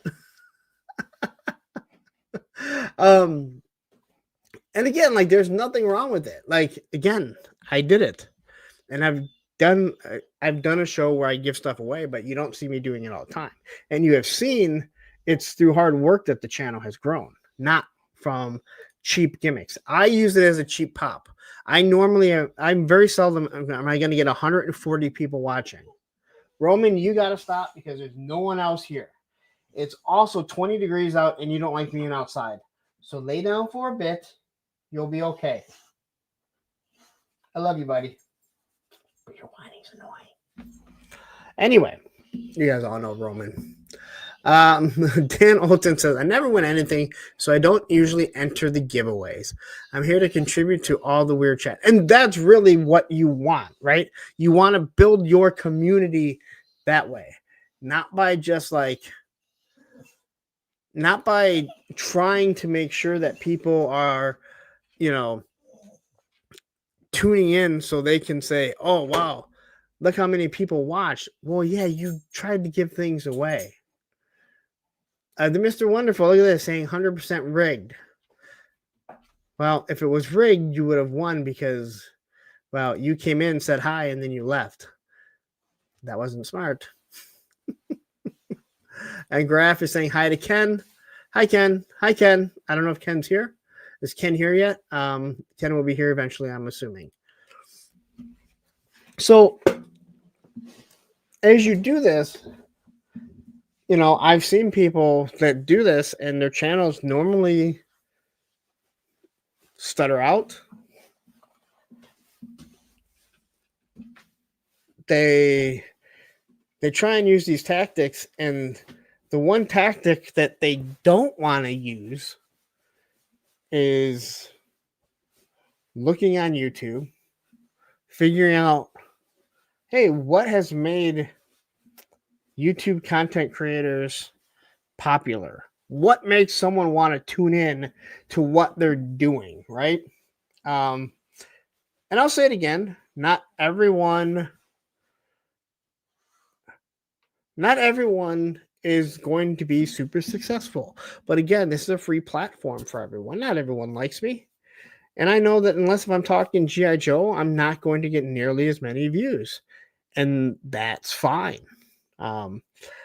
I spend a lot of time figuring out a way to format this show where on Tuesday or Wednesday, you can just tune it in while you're working and listen to what I have to say. Hopefully you're listening to the content. I'm by myself. So you have people, you have me pulling up comments. You can hear me talking. You can hear me going over what I did over the weekend, what I have coming out. Hopefully I give some things that make you laugh. And then we get into these, we get into the news, and there's not a fucking person tuning in because they're like, hey, this guy, he has the best fucking toy news of anyone. A matter of fact, I probably have the worst of most people because I'm like, all right, here's a slide, here's a slide, here's a slide. And then when I'm talking through it, most of it, I get to this right here. I don't go through all the graphics before the show. Like, nothing can be more true. But you guys are the ones that are there. I've tried to create a community where I want you guys to be interactive. Your interaction, part of the being interactive here is telling me what the fuck the slides are, how much things cost. All right. I already spent enough time behind this chair or in a chair doing reviews. I guess I'm not in this chair nearly as much as I used to because I do stuff downstairs in the basement. But you guys get the idea. So Joe Fan says, I watched you just for Roman. There he is. Right there. That's for you, Joe Fan. I don't have anyone here to. He's mad at me right now. But he'll get over it because he's a dog. Joe Fan says, nah, I watch you because you're cool and it's fun hanging out with you and everyone else. And that's like, seriously, that's the whole thing. And that's what people should be trying to do to create their community. And again, there's no one. Now, one person will admit that they do giveaways to try and grow their channel. Although it is so obvious. And that's fine if that's what you want to do. I mean, you're not supposed to create things the exact same way. But to me, it's the cheap pop. And if anyone's a wrestling fan or was a wrestling fan, you know what the pop is. The pop is guys are getting their ass kicked, and all of a sudden, Steve Austin's music breaks, and that place goes nuts. Well, you do a giveaway, and you're giving away a fucking snake armor. Well, you've seen what the cheap pop is. It's fucking Tony dancing in front of his fucking Detolfs like an idiot. Did I say it like an idiot? Yeah, I did. I totally meant like an idiot. But again, I've watched channels come and go, and I've seen people give expensive things away. I've seen people not do it. I've seen people ask for money to buy stuff to give away. That is even more asinine than anything that you could imagine. Like, you're saying, hey, give me money so I can go buy this shit so I can possibly give it away. Dude, I'll just go buy it. Why am I going to give you the money to go buy something that I can actively go get? And I'm not big into doing the giveaways. Again, if I'm on something, I'll throw it on there. I won a pair of Etnies shoes from a pro skateboarder a couple of years ago by just putting my name in. That was like totally shocked. And I absolutely love the shoes, so it worked out even better. But as you attempt to do this type of stuff, you know, you don't want to be known as, oh, hey, there's that giveaway channel. I wonder what they're giving away. Let's fucking tune in over there now. And then people sit there like, oh, fuck, just get to the giveaway. Because that's what everyone's doing when you're giving shit away, right? If you're not entertaining them in some way, then, you know, they're sitting there just going, oh, come on, can you get to the giveaway? Because, like I said, we had 144 people. That's what YouTube tells me was the most people watching. But I know that there were people in there that were watching Tony and myself do that giveaway that could not enter. And my guess is they were there because they were entertained somehow. I tried doing it the best that I can by giving everyone a week to do it. I put the work in, and I try to make it entertaining by eliminating people, which I find fucking hilarious. And you can all thank Toy Anxiety for that, because I thought it was hilarious when they would have, like, I don't know, you can do it where you put your name in and then they just cut and drop it all in there. And they'd go like, we're going to eliminate the first 6 people and then the 7th person wins. And they thought it was hilarious eliminating the first loser and the second loser and the fourth loser, right? I thought that was hilarious. But I didn't want to do exactly what they did. I create more fucking work for myself. But I only do it once a year. You're not going to see me doing it every year or every week. Krusty O'Crow says, just be actual adults collecting toys. Do what you can afford and do the gamble. Nothing beyond that. Yeah, again, I don't have a problem with it. Again, like, I did it. But to do it to try and grow your channel, and we see people, again, I'm going to give something away to 100 subscribers. And And this is not coming directly from me. I told you, I used to watch McNiven all the time. Great way if you want to learn how to grow your community. He's great. vidIQ. And these are guys that do stuff for free. You can ask them for questions. They're not selling you their course. They give you great information. I cannot say their names enough. And I don't know them. And I really need to go back and listen because YouTube is constantly changing. And I see the numbers. I mean, I see my numbers. I know what my numbers are, and I know what my numbers used to be. And this is a dead fucking time. There are some people that are so fucking worried about not having viewers right now that they're going to completely shit can their format. So they think that they can come in and be a fucking savior to fix their shit. Because logic says there's not a lot of toy news. There's a lot of family shit going on right now. So the views aren't going to be up. Right? There's not a lot of toy news. So why is there going to be a lot of toy shit watching? Brick something says, yeah, Punk is a workhorse and churns out solid reviews. Not easy at all. Respect. Well, thank you. I have a system that to me is really easy. I mean, it's easy in that I can create it. But again, what I do won't work for Matthew per se or Eric, right? What Tony, you see what Tony's doing right now. Tony's like, I look at some of Tony's videos and he does so much that I'm like, stop doing it like that. But at this point, who am I to tell Tony to stop? Because I see the views that he's doing. I don't think Tony should swear as much. I think there's certain things Tony should eliminate. I've told him this. He doesn't do it, but his videos are doing well. Not everything that I say is going to be right, And there is a proper way, I think. There's not only one way to grow a channel, but I think there's a proper way to do it. And again, I don't think that trying to live off doing giveaways or begging for super chats. Don't get me started on the people that fucking beg for super chats. It's great when you get super chats. We all love it, right?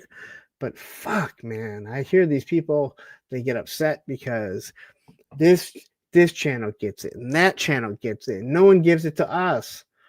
Well, I don't know. Maybe you're not doing something that people want to pay for. If you didn't think we were going to get off track, then I don't know what show you've been watching.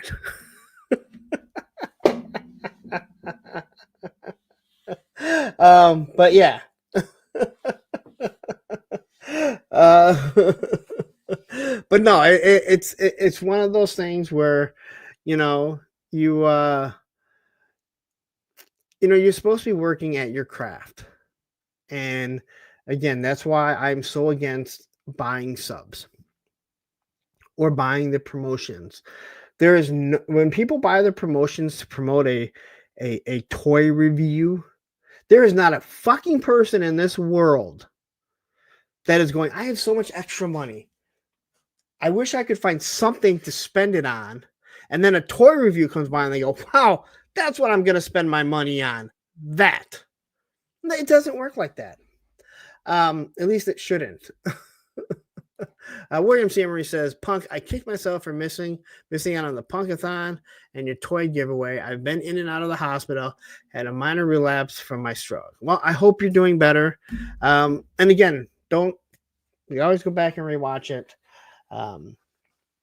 As always, next year, be around for next year, right? That's, I make jokes that, hey, if you couldn't give, if you didn't donate on the Punkathon for Toys for Tots, why do you hate the kids? It's just my personality. It's me joking. Ayo, Frankie jumping in here saying, why the fuck do you cuss so fucking much? I mean, what the fuck, fucking fuck. And again, so I actually had somebody reach out to me and they go, I had to turn your live stream off because you were cussing too much. And my son was in the room. And again, the live streams, I sometimes I'll get off on tangents at swearing. The reason why I don't do it in my reviews, and again, this is just how I do it, is because there might be that guy that is collecting action figures with his kid, and maybe they just open this figure and they turn my review on. There are a lot of people that turn on my review, B's reviews, Shark Eyes reviews, and other reviewers when they're opening a figure. They want to see if they're going to miss something, right? Or they just like it. They feel like they're opening it with someone. But a lot of people do it with their kids. And not everyone swears in front of their kids. So that is why I refrain. And it's not like I never swear on my live streams. I do at times. But I try not to do it all that much. I'm in and out of office buildings all day in a professional environment. I can't be swearing. I'm at my office. I'm awful. I'm around my kids. I don't do it as much. Now, my ex, on the other hand, all the time. My son, he won't stop. My daughter, she knows I don't like to hear her do it, so she does not. I know she does it with her friends, but it's just a respect thing, you know? Ayo Frankie says, Punk, do your thing, homie, work on your craft, and just be you, my guy. You're doing great. You can't please everyone, but for the right amount of cash, maybe a hooker. No, that is true. And again, what I do, and I've said this 100 times, what has worked for me might not work for you. And again, I see what Tony's doing. And Tony is one of my best friends. I know some of you may think that I harp on Tony, so you're probably like, does this guy even like fucking Tony? Even Tony wonders sometimes, do I even like him when I tell him he's the second best customizer in Arizona? That means you're the first losers, just so you know. Even Tony had to say to me, he's like, I had to remember what you said, that if you're not fucking if I'm not ragging on you or talking to you, I probably don't like you.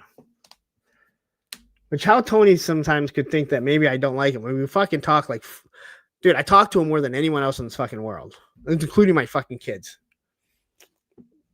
And it's because Tony doesn't shut up. Mython, cover Roman's ears. Don't be swearing around that sweet pup. I've heard him swear at other dogs. He has a few choice words himself. SCS dog. Oh, dude.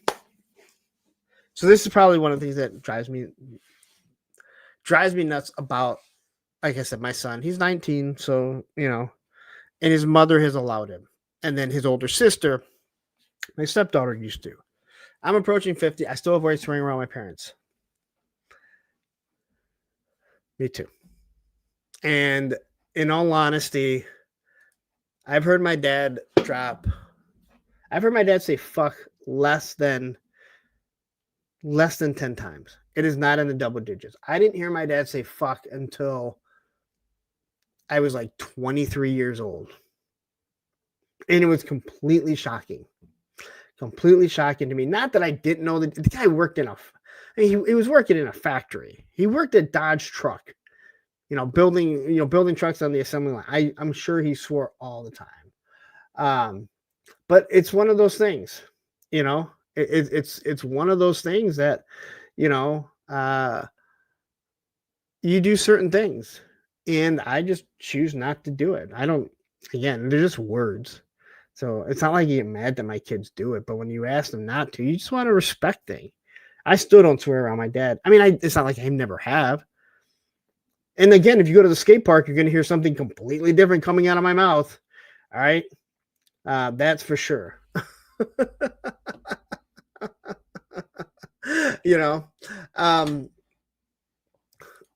Frankie says, bro, what kind of childhood did you have if you never roasted your homies, bro? I rag on my boy Smudge all day, but I love that too. No, that's exactly it. That is exactly it, man.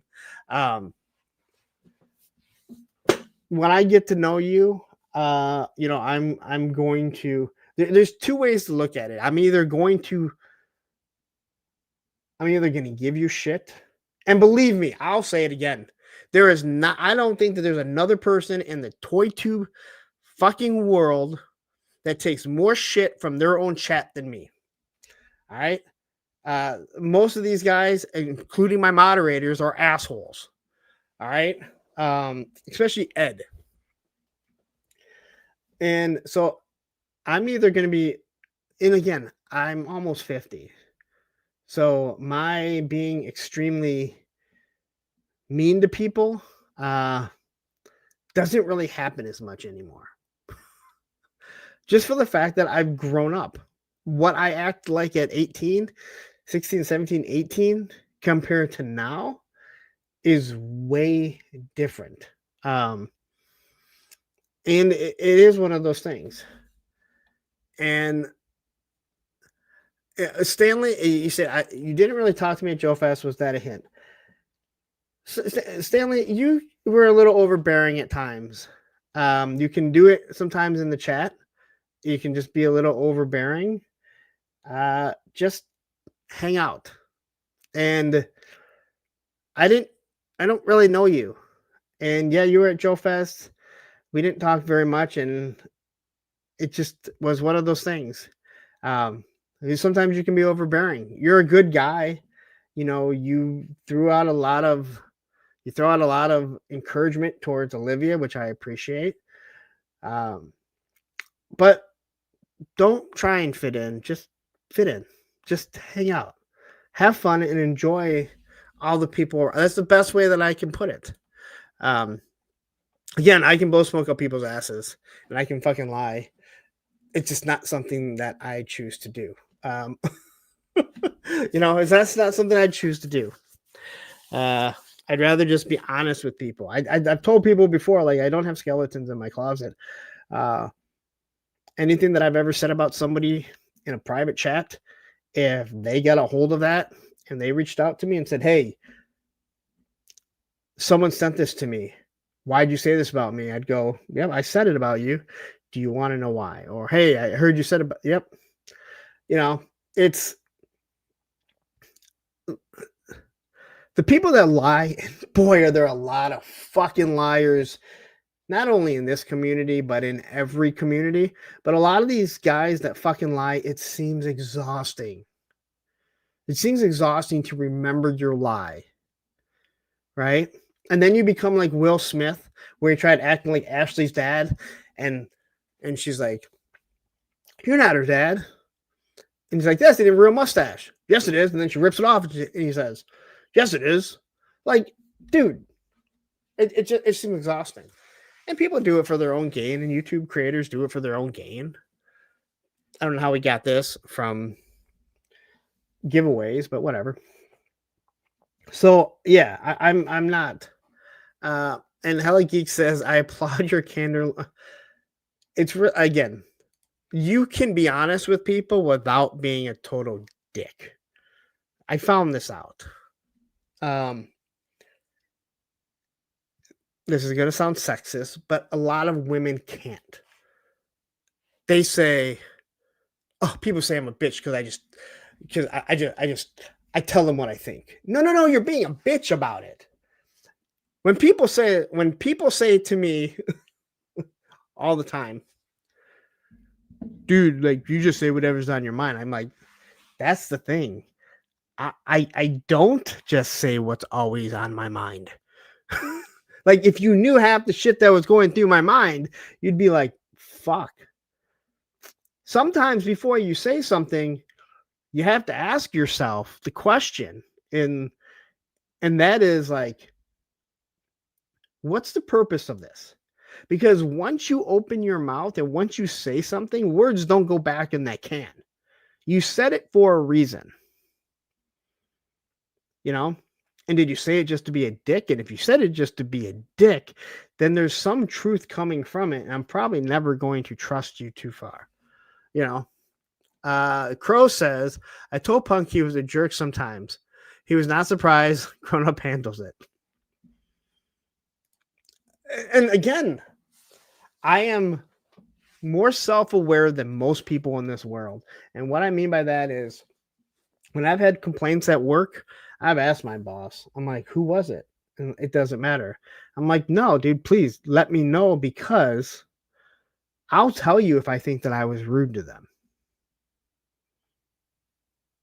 It's very simple.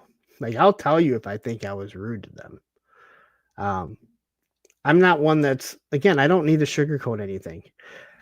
There are a lot of people in the community, but a lot of people in general, they need to be accepted. They need to be liked. I don't need to be liked. Now, if I upset Tony,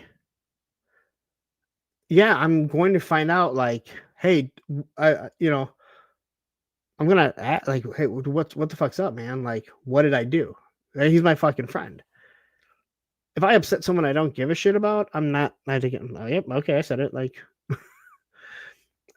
but again, a lot of the things that I talk about, and I'm sure there's going to be some people that are going to tune in and be like, oh, he was talking about my channel. He was talking, like, no, this is not directed towards anyone. But if you think it's about you, you might want to look in the fucking mirror and go, huh, why do I think it's about me? K-Dog jumping in here saying the first couple of times you can blame it on the alcohol or something mind altering. See, here's the thing. I've never drank in my life. I've never done drugs in my life. So I will never have the excuse. I was a little inebriated. Nope, I don't get to say that. It's just, yeah, you were a dick. And how I acted in high school is way different than what I act like now. Right? Like, I still have it in me. I think anyone that was a dick at some point. Matter of fact, D at Sergeant Reds, she asked me when I went to pay for all of this one right here, for the Punkathon. She was like, "You're one of the nicest short guys that I know," which I found kind of weird. And she's like, and she was trying to say she feels like a lot of the short guys have that Napoleon complex. And she's like, were you like a bully in high school? I'm like, I wasn't a bully, but I was mean. She, what do you mean? I'm like, I didn't bully anyone, but I was a dick. And she's like, I wouldn't see that. And I was like, I won't lie about it. Like, how I was in high school is not how I am today. I can be. Like you said, I think anyone can be. Anyone that was a dick can still be a dick. Some people are still choosing to be a dick at every moment that they can. You know, some people, they want to tear down everyone else rather than pump themselves up. There's something I learned from not that I learned, but my boss once had told me, I already knew this. But he said, hey, you know what? We started this copier company. We'd been around. I went in to try and take a client, and I walked in there and I sat there for an hour destroying the company that they had. And when we finished, the guy got up, he shook my hand, and he said, I was so ready to go with you, but you came in here and you never once told me about your company. All you did was tell me about how bad this other company was, so I'm not going to go with you. He said that was a learning lesson for me. You know, Mython says, he said that he may be an asshole, but he's not. And I quote, 100% dick, Guardians of the Galaxy. Now, I don't know how we got here. I really don't. But again, he gave me time. Legend Series jumping in here. Look at it. Here's Legend Series right here. I got them right on my desk. Saying, hello, friends. What are we rambling on about tonight? About being an asshole now. You know, okay, sometimes what people perceive as a villain is just you being honest, right? There's honesty in being a dick. When you constantly attack people all the time, that's your characteristic of who you are, right? That's who you become.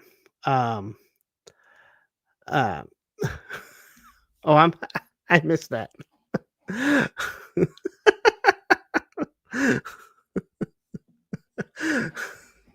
um, uh, quickly here. Crow says, I've seen more than a few guys burn the bridge before they cross it, trying to be noticed. No, that is, you're dead on right there. Pop Blender jumping in here. What's up, man? But again, this, all of this kind of is stemming from, why I think, it evolved into what we were talking about of, why I think giveaways hurt your channel, aren't good for your channel. They're good to do from time to time when you're just giving stuff away. Now, let's go to what Legend Series did yesterday, right? So, in Legend Series is a character. But I don't know if you gave anything away for what you won or for whatever Mikey won.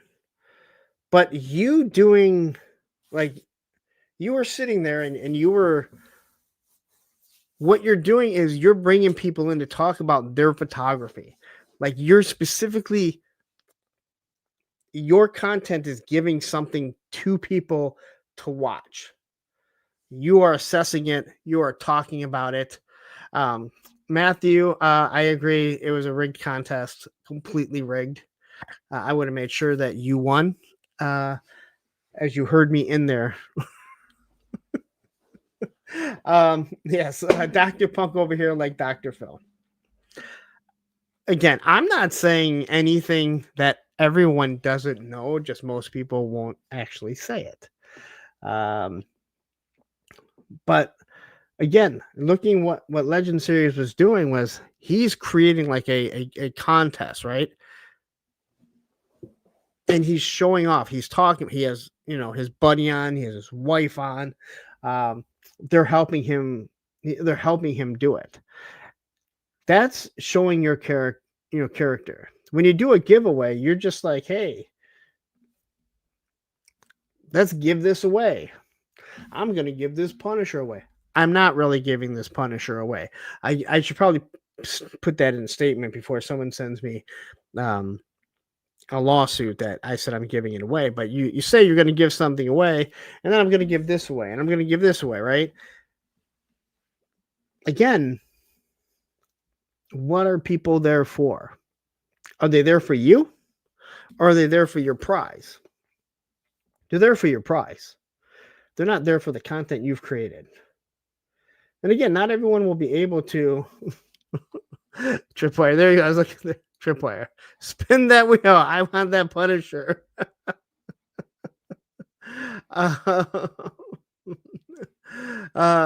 But yeah, it's just in my opinion.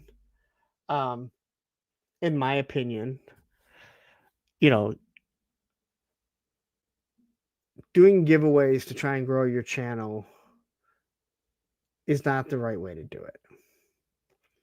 Take your time, learn your craft, and it's free. Like there's no ratings, you're doing better when more people are watching you. And I once said to Matthew, I go, is it wrong of me that I don't want to be talking to 12 people in a year? I want the channel to grow. And he said, no, not at all. I've watched people discuss, or I watched people talk about, just doing toy tubing, and they don't really care how many people watch. And I was like, hey, have you watched this person to help you grow your channel? And they're like, I don't really care. And it's like, it's not so much about that. It's not so much about growing the channel, but it's about learning how to give to your audience what they like. Stuff that they're going to enjoy that you give to them. In general, if you give to people what they enjoy, more people are going to watch. It's the byproduct. I'll say it again. I don't think most bodybuilders that do contests, I don't think they give a shit about the strength. With strength comes the size, right? If you could tell me I never had to lift more than 50 pounds, yet I would continue to grow, I'd take that all damn day. So as you create better content for the 4 viewers that you have, those 4 viewers will turn to 5 and 6 and 7 viewers. And as you try and turn that into something that they enjoy, those 7 become 8, 9, 10. That's how it grows. And again, that's why I say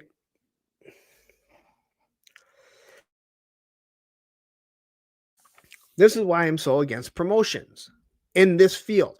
If I was talking about doing documentaries where I'm talking about the history of, the Dukes of Hazzard, like there's a huge population.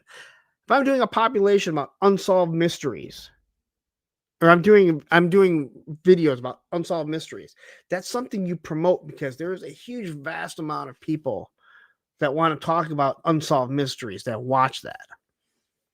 No one is trying.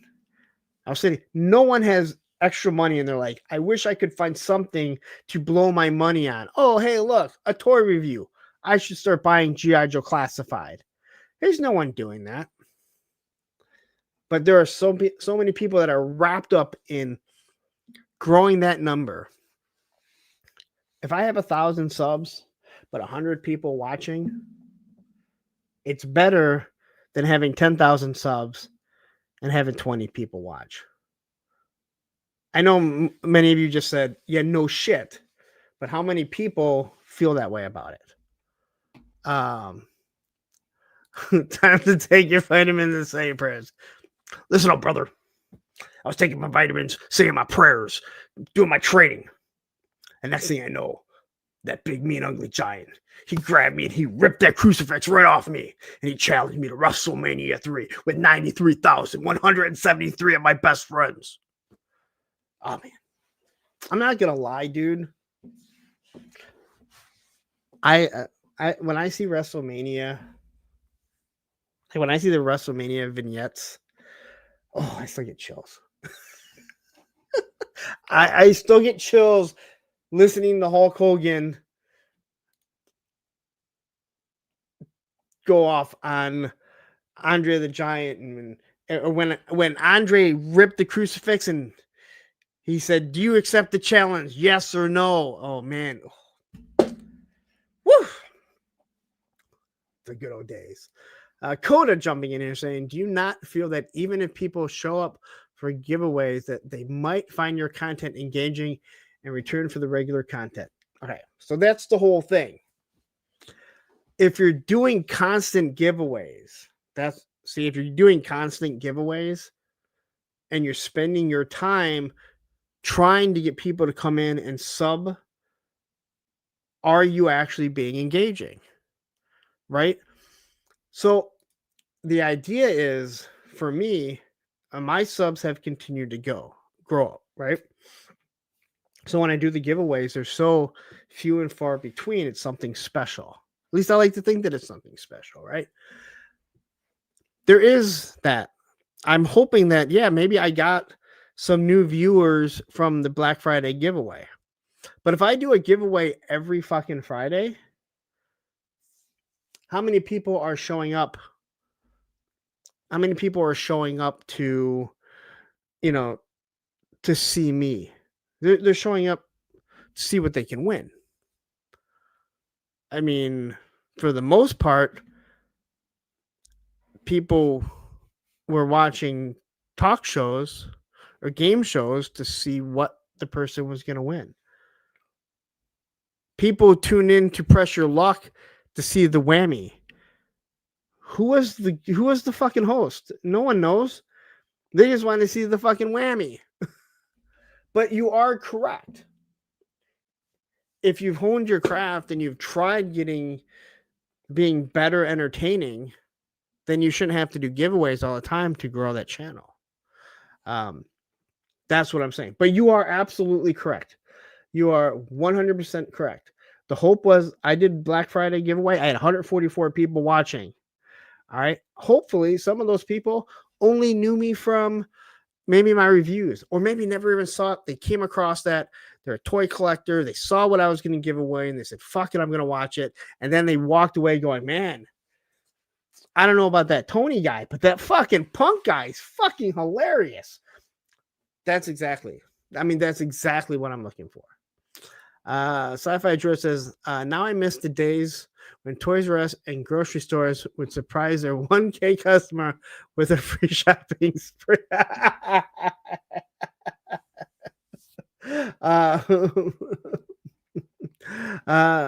Same time Toy says, hey, I got 1,000 subs. Where are my 100 people? You know what, dude? You're getting what, over 50 on your fucking Saturdays with you, Woody, and Legend series. You guys are on your fucking way, so you don't need to worry about it. I told you, you guys have something very special going.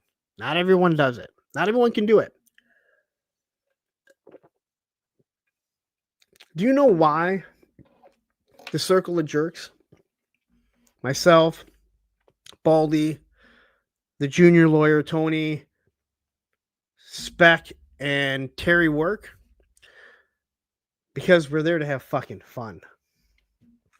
We're not there to beat you with subs and more views. We're not there to give you the greatest fucking news.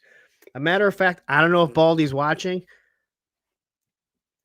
He's probably the fucking worst at creating slides and fucking news, considering he's usually doing it as we're trying to do the fucking show. But we're getting 80, 90, 100 people at times watching. Why? Because we do this. We go back and forth. We rib on each other. We rag on each other. Is anyone turning into Jerkin Gaines shows because they have the greatest fucking toy news? No. They tune in because they fucking a bunch of guys that get along and they see the actual camaraderie. There's something very special about that. Because there's other groups of people that you do a great job of giving me the toy news, but so does Toy News Eye and Toy Arc and Marvelous News, right? I can go to those websites and just hear what that is. You know, just Jeff jumping in and saying, don't bank on giveaways to boost. People are there for stuff, not the entertainment. That's exactly what I'm saying. And when you do it from time to time, it's something special, right? But when it's all the time, and every time you hit a milestone, and I'm sorry, every 100 is not a milestone. Every 50 is not a milestone. It is for you when you start. But once you give away at 100 and 200 and 300, then people are like, this guy's going to give something away every time he hits 100 fucking subs. I'm going to stick around. I ain't going to ever watch this shit. I'm not going to like any of it. But man, when he shows up to do that giveaway, I'm going to be there. 1,000 is something to be proud of. You can now get monetized. Well, normally by the time you hit 1,000, you have the watch hours. Joe Fan 84 says, I started my channel for my son so he could watch and see what I got while he's at his mom's. That is awesome. People started watching it, and I got to meet more people and make good friends. And that's exactly, seriously, I was doing this because I was buying the Walmart 4-inch figures, and then I moved to the 6-inch figures, and I didn't see anyone comparing them, and I had them, and I was just comparing them. I wasn't really doing reviews. I didn't know what the fuck I was doing, right? But then people started liking it, and then, you know, we started, you know, we started getting to know people, and I made some of my best friends all across the world doing this. It wasn't Chuck Woolery. He did the dating game. Press Your Luck was some weird. Wasn't it a guy with like some dark, like jet black hair? I thought. I don't think it's Chuck Woolery. I know Chuck Woolery. See, people tune in for Chuck though for the dating game. Clinton Jorgensen says, I show up on this channel to see the best moderators in any chat I have seen. Hey, my guys, they take care of shit. I gotta say, they take care of shit. Into Mystery saying, I missed the giveaway. Well, you didn't win anyway. It was rigged. Don't worry. You weren't gonna win. It was rigged, according to people. Graf says, moderators are the lifeblood of the channel. Roman is the heart. Not sure what Punk does here yet. I'm just here to hit start and end stream. That's it.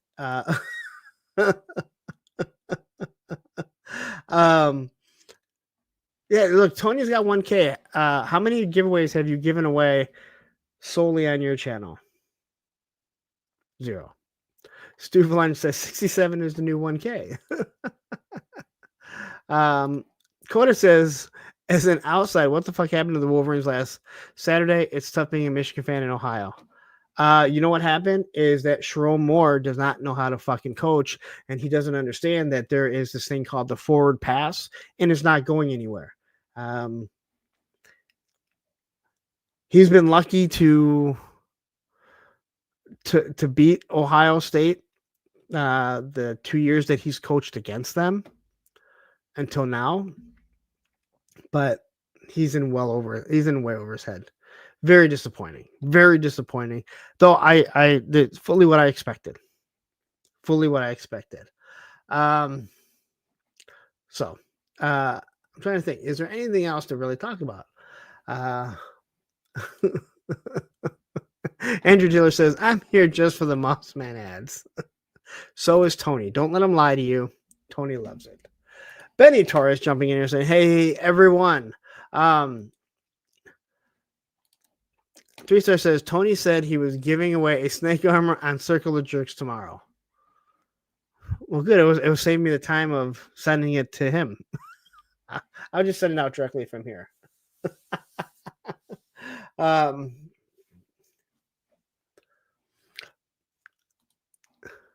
Look, see, this is mean. Mossman is foul. This is mean to say. Sci-Fi Drift says Bob Barker, Richard Dawson, Chuck Woolery are goated. Richard Dawson for sure. Chuck Woolery was pretty awesome. I was never a big Bob Barker fan. Hashtag snake armor. Is that what the hashtag is to win it?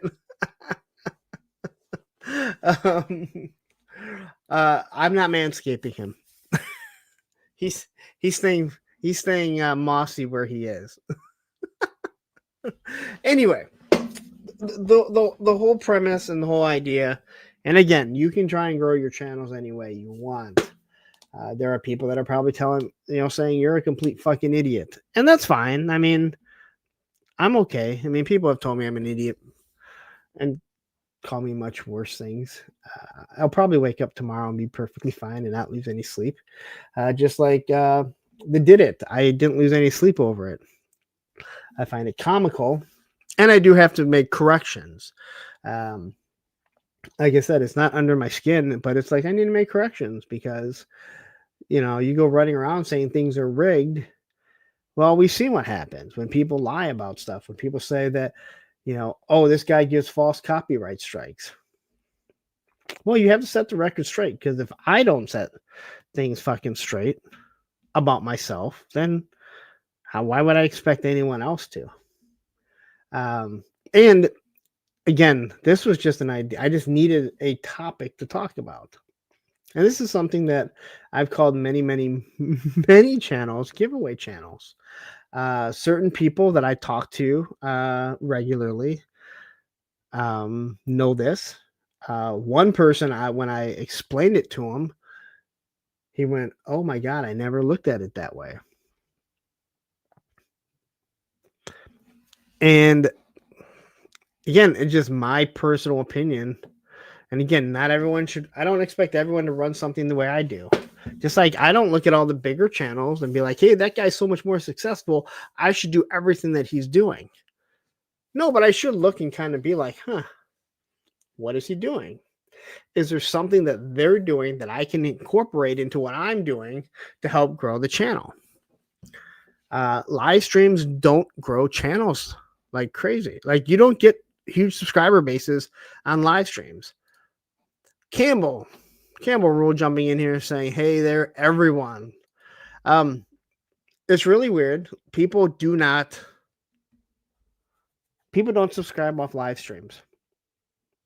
Very few channels grow with live streams, and you'll see a few toy channels that have a significant amount less subs than I do, yet their live streams are extremely successful. And it means that people are watching, but it also means that for some odd reason, people aren't subscribing. But again, it doesn't matter once you hit that 1,000, that 1,000 sub mark and that 4,000 watch hour, because that's where your channel can be monetized. So once you hit that, it doesn't matter. But I've seen some of these channels that, I mean, their live streams kill mine in views, but their subs are significantly less than mine. Bobby B is a perfect example. His subs are growing tremendously. He doesn't do live streams. All he does is his reviews. It's because people have a tendency, for some odd reason, whatever it is, to hit the like button, hit that subscribe button during a review rather than a live. And I think a lot of it may have to do with people are watching it on their TV. People are watching it on their phones. They're not all watching it on a computer where it's really easy just to click that button, right? I fully have not figured it out at all, but I know that it's true. But again, it doesn't matter once you hit that point. That the Keenan says, "Lord, Punk's still going." I go like 3 hours every fucking Monday. This is nothing new. All right. What's new is that there wasn't much to talk about, and I truly thought like 2 hours and we'll probably be done. And yet here we are pushing almost 3 hours. Because that's what I do. I do 3 hours because Matthew Matson was like 3 hours is a sweet spot. That gives people enough time to roll in, roll out, come back in.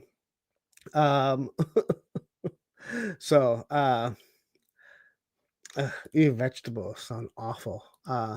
Campbell says, lately my live streams are pretty slow, but in saying that, I enjoy doing live streams.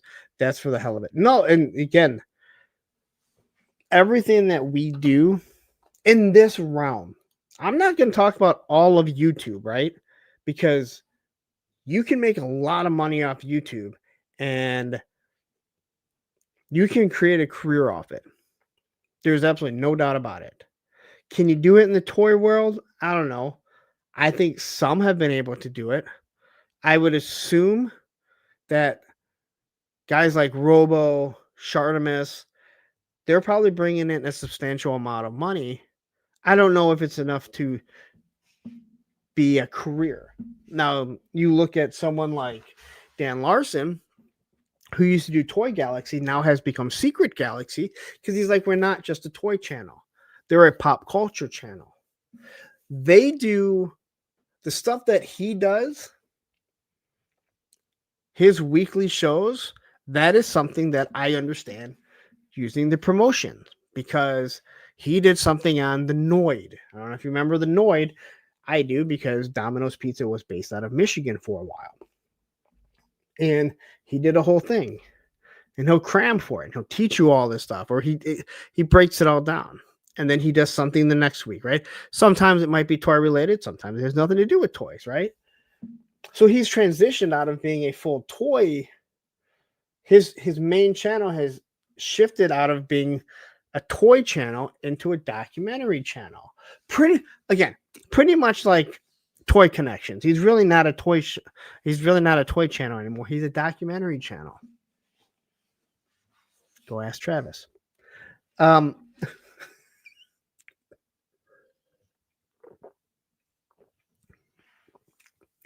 But now it's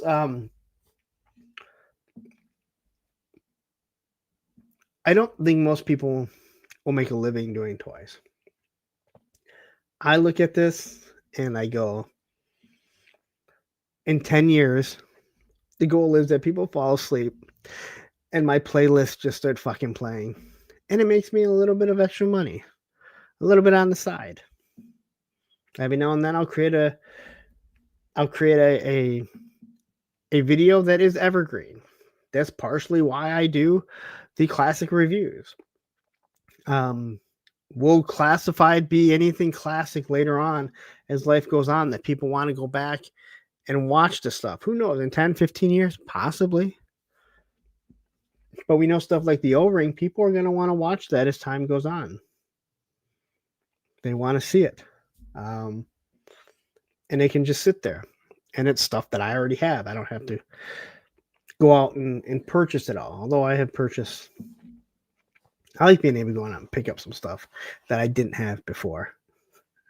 But yeah, this transitioned into, I guess how you grow your channel or how you should or shouldn't. Yeah, hi Ken. I'm very disappointed that Ken hasn't been here.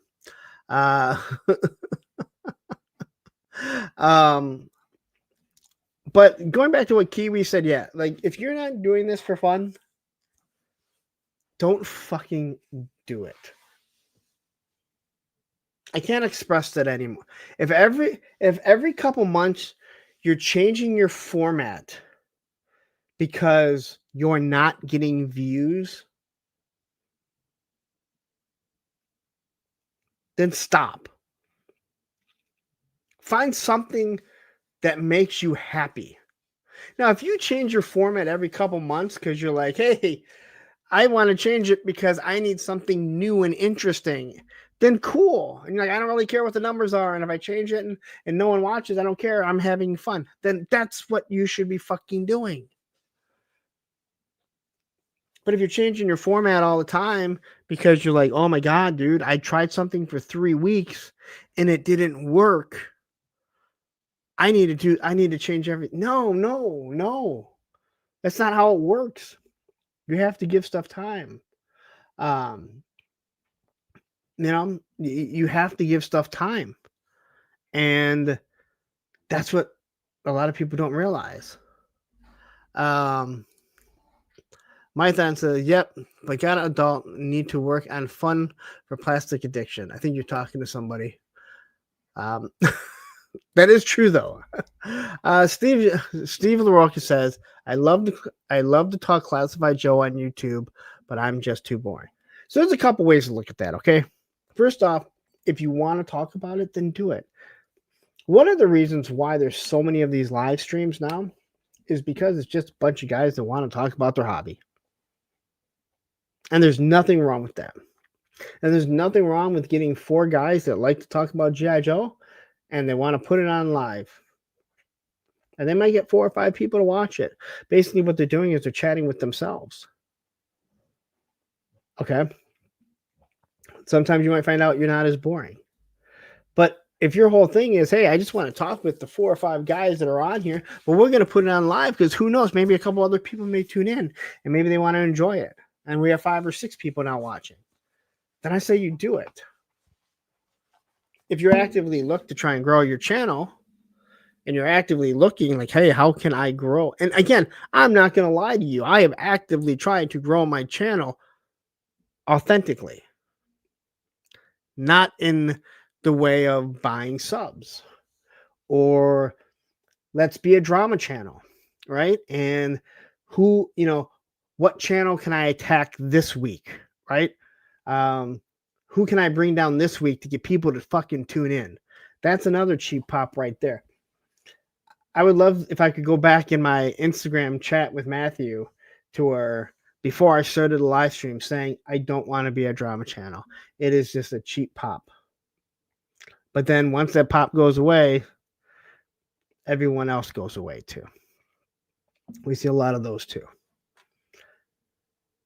And before someone said, wait a minute, you've been part of the drama, I don't shy away from it. But I actively don't try and, but I don't actively go out and try and find it. And I will take shots at people. But I also expect people to take shots at me. That's kind of it. Like if I can dish it out, I can take it. A lot of other people can't. They say they can until they do start doing like multiple live streams for hours upon hours on it.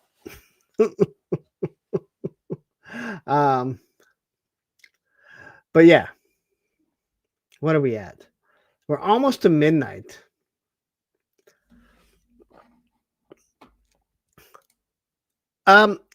I do too. And I'll say this, I'll say this. I know more about a lot of these drama channels because people send them to me. And it's just kind of like, I don't fucking care. There's a reason why we find out all this shit. I have one person that will send me shit, and then it'll be like, dude, I'm so sorry. Like, I wasn't sure if I should send this to you because of what they said about you. I'm like, I don't give a shit. That person, what they said about me, fucking, it means nothing to me. It's comical. It's comical. When someone says, oh, what, he gets like 7 fucking viewers. If I get 7 fucking viewers, you wouldn't fucking care about what I say. But but you do. You have to shy. Again, you never shy away from things, right? You got to stand up and just be yourself. And again, I enjoy taking shots at people, but I also expect people to take shots at me. All right? But don't act like, hey, it's all joking. They're not jokes when you don't like people. They're shots. Right? I take shots at Tony. That's a joke. I take shots at other people. It's not a joke. I'm just taking shots because I don't like them. And I expect the same. Mython says, I have a shot to take at you, Punk. Not once have I seen you give Roman some sketches or a treat during his stream. The audacity. He's such a good pup. Do better. Oh, wait, hold on. There you go. I think he's mad at me because he wants to go outside. But we're almost to midnight. We're almost there, and then we'll let him out. No, so again, like it's just, again, I think that there's a right way and a wrong way to go about growing your channel and creating a stream. I don't think there's only one way to do it, but I think there is a right and a wrong way. Some will disagree with me, and that's perfectly fine. Some people are way more successful than me that will disagree. I like looking back and going, I busted my ass. Now you can say that, hey, you do these reviews and you don't edit anything, and that's not really working hard or putting work in. I'm going to disagree with you.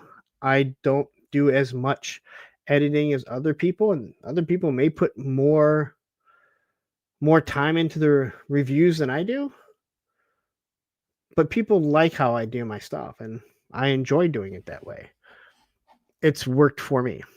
Campbell says, Punk, you just keep doing what you're doing, mate. It's very refreshing and real, and I love it. Well, thank you very much. I can only say this, and I've said this so many times. I can only be me. Like, I don't ever want to be someone else. I made it perfectly clear I don't blow smoke up your ass. Early on, I talked to a lot of people, a lot of different people about like, what do you like about the show? What don't you like about the show? It mostly came back to like, you're just very honest. I can tell you're a real person. There have been other people that have said that it's so obvious how fake you are, which I can't laugh at anymore. Am I sometimes I might be a little bit more eccentric sometimes on here. But these guys that have met me in real life, Tony, Pop, Darren, Crow, I don't think Ed's here anymore. And these guys that have met me in real life, I think that they realize like I don't put on an act for anyone. It doesn't suit me, and I don't think it suits anyone. But like I said, I think there's a right way and a wrong way to grow a channel. But I don't think that there's only one way to grow one, if that makes sense. Well, it's right for me, may not be right for you, but there's also, I think, wrong ways to do it. Paying for those subs, buying those promotions, lying about giving shit away when you have no intention to, starting drama that you shouldn't even be involved in, doing the giveaways. I think it's the wrong way to do things. And it burns you out. That's the best thing. That's the most comical thing. It burns fucking people out. You constantly do the drama, you constantly burn yourself out. You constantly do giveaways, you run out of money.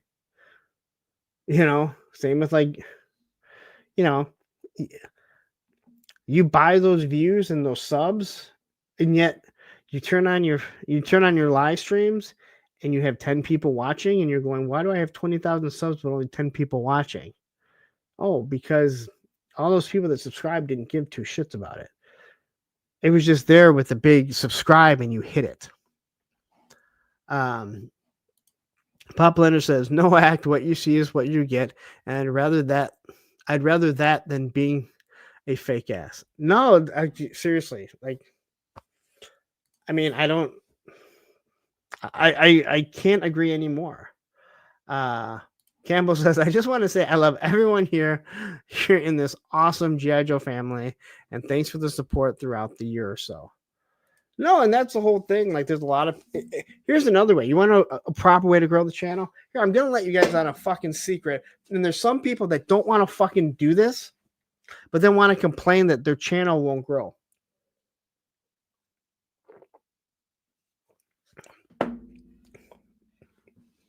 Go be in people's fucking chats. All right? You don't have to sit there the whole fucking time. All right? You go into people's chats, you say hi, you make a few fucking comments, watch some of them, comment on their fucking videos. That's what grows your fucking channel. Don't go in and promote your channel. Don't go in there and be like, hey, make sure to check out my new review. No. No one is tuning into my fucking channel to hear Zakanin talk about his fucking live stream that he's going to go on, or what fucking Pop is going to do. Now, Pop's a little different because him and Matthew's my moderator, so they do a show together, right? No one's here to see Same Time Toys promote Smoking fucking Joes, right? If I like you, I will fucking promote your show. And other creators will do the exact same thing. All right? But go in people's fucking chats, get to know them. You don't have to stay in there the whole fucking time. We have things to do in our lives.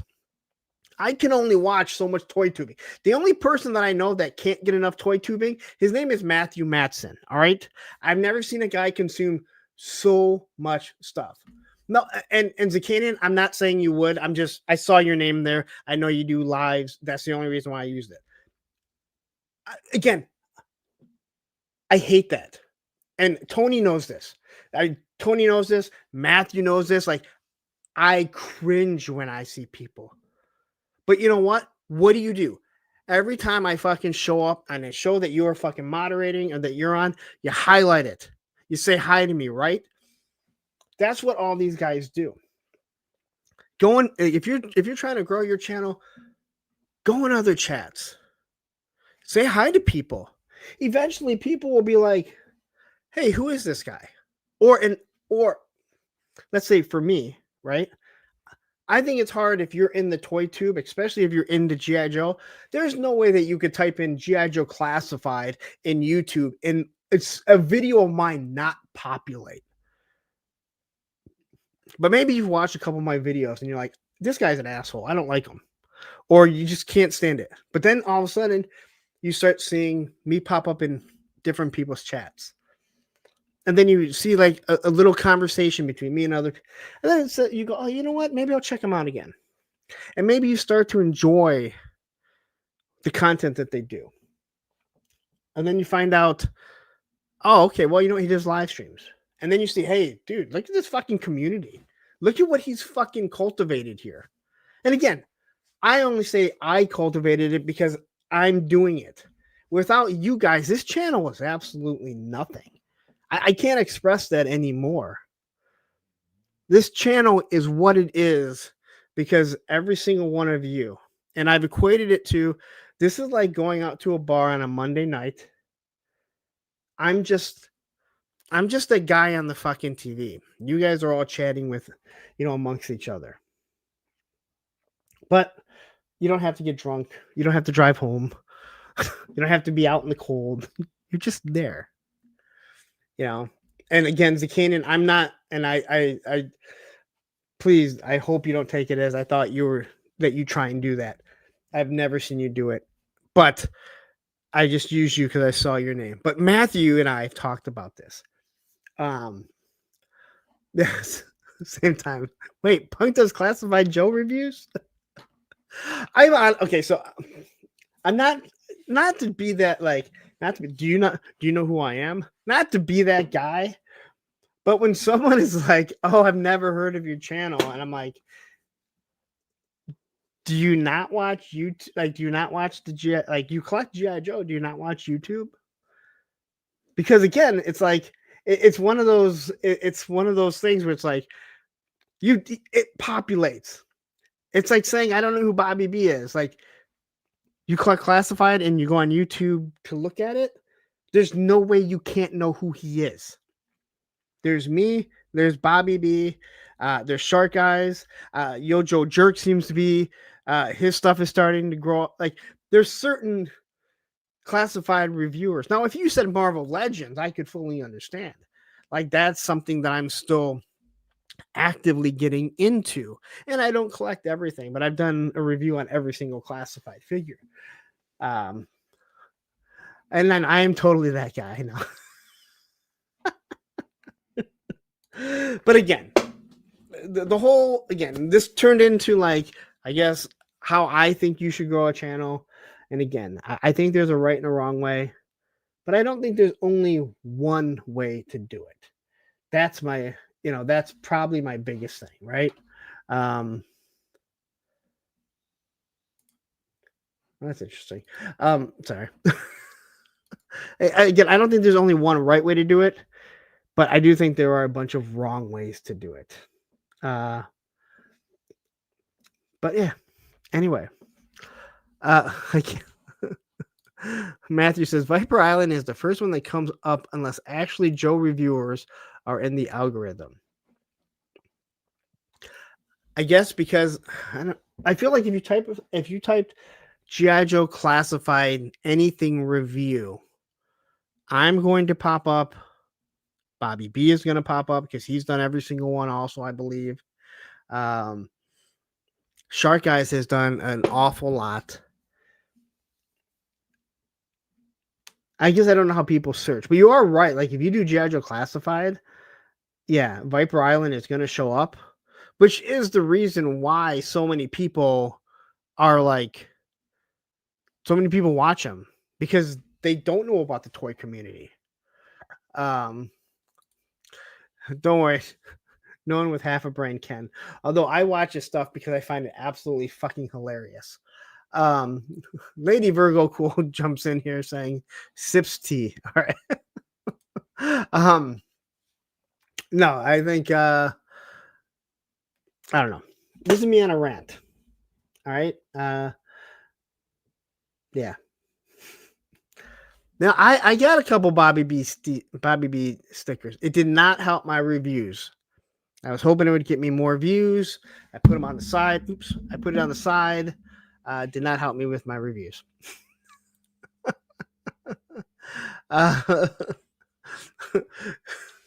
Stu for Lunch says, my new channel is Taylor Swift Demon Hunter G.I. Joe reviews. I will let you promote that. But I will say this. I will say this.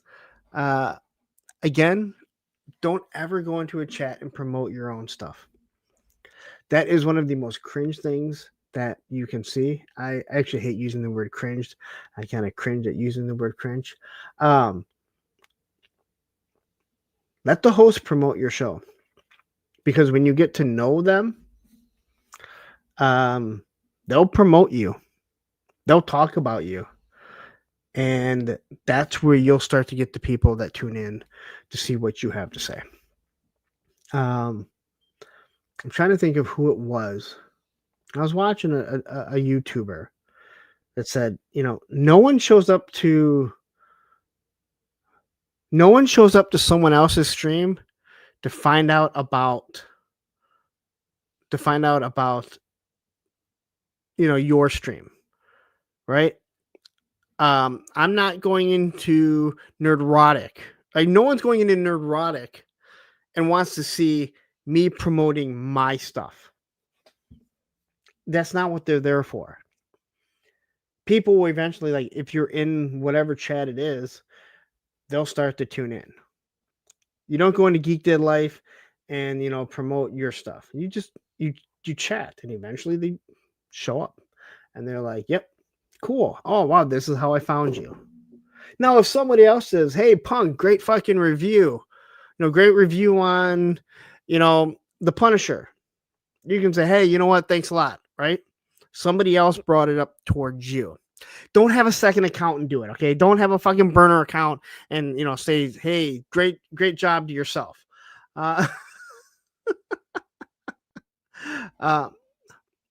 Ozakanen says, yeah, Punk, I've seen people super chat in Neurotic stream promoting this. Okay, I totally have not. Like, I just could think of like one big channel. That's why I used it. But it doesn't surprise me, right? I mean, it's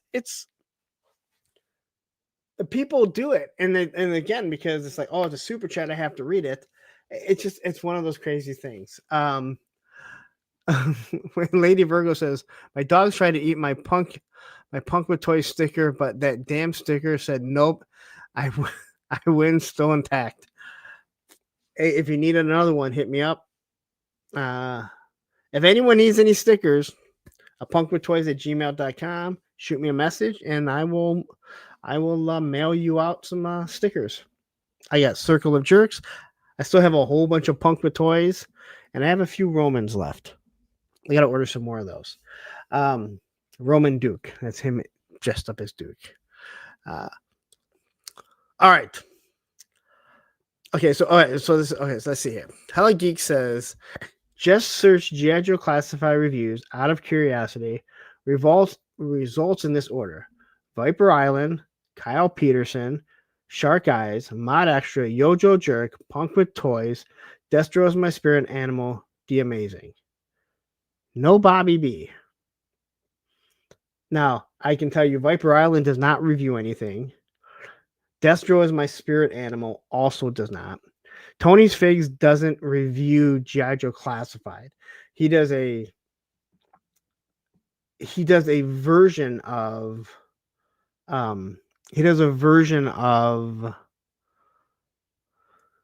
how he kit bashes stuff, but he doesn't really do that stuff. And you said I'm subbed to B's Battleground. I'm trying to go. Yeah, so Jerk, Mod Extra, he, and again, he gets stuff early because he's, in another country. So just like Shark Eyes, he'll get things early, and he puts in the time. The Amazing, and he's one of the biggest YouTubers, and he does a wonderful job. I know he has a lot of stuff. So, but yeah, it's kind of funny that G.I. Joe Classified, like Viper Island, he doesn't review anything. And again, when you buy your 20,000 subs, I guess it has its perks. I thought one of the funniest things that I ever heard, was when Viper Island was doing his whole thing.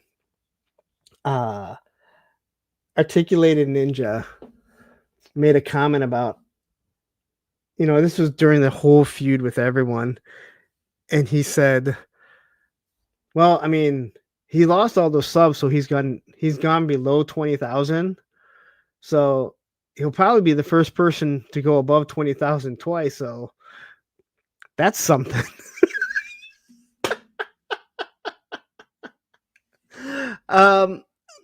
He either gives out false information where he just makes shit up, or he steals other people's stuff.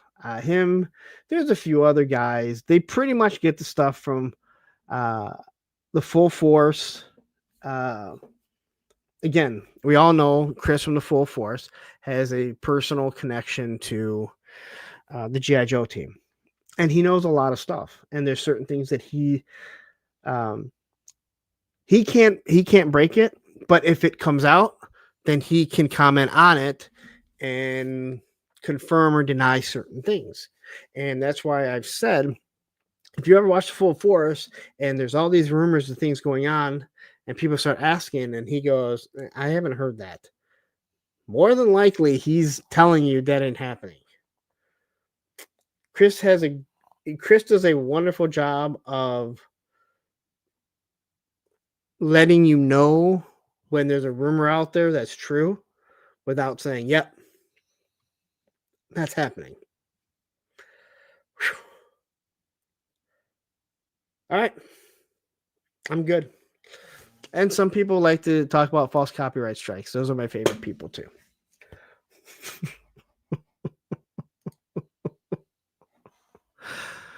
I've been around for a lot of bullshit. We'll just say that. Guys, thank you very much. I made it 3+ hours once again. Is anyone shocked? Very little news. God, you got me like on over an hour rant about bullshit. Again, the topic was not about anyone in particular. But if you think it's about you, Biohazard said, step the fuck back because it's probably true. That's all I have to say. This was not about anyone in particular, but if for some odd reason you think that it's about you, So tomorrow I do have the Mystique review dropping, so please check it out. And if you stick around to the end when I do my outro, you might see Roman join me, which I think would be the first time that he's joined me on video for one of my reviews. So I know if Mython is still in here, he's definitely going to want to watch it just because he just absolutely loves seeing Roman. Anyway, tomorrow, 6:30 p.m. Eastern Standard Time, Circle of Jerks, myself, Baldy, Spec, Tony, Terry. Actually, I have no idea if we're doing the fucking show because Baldy doesn't tell us shit. He just sends us something usually around 4 o'clock. But tomorrow, Mystique. This Thursday with a friend, Maximum Warp. He will be my guest. Please tune in. It's going to be fun. I'm out of here. Have a wonderful night.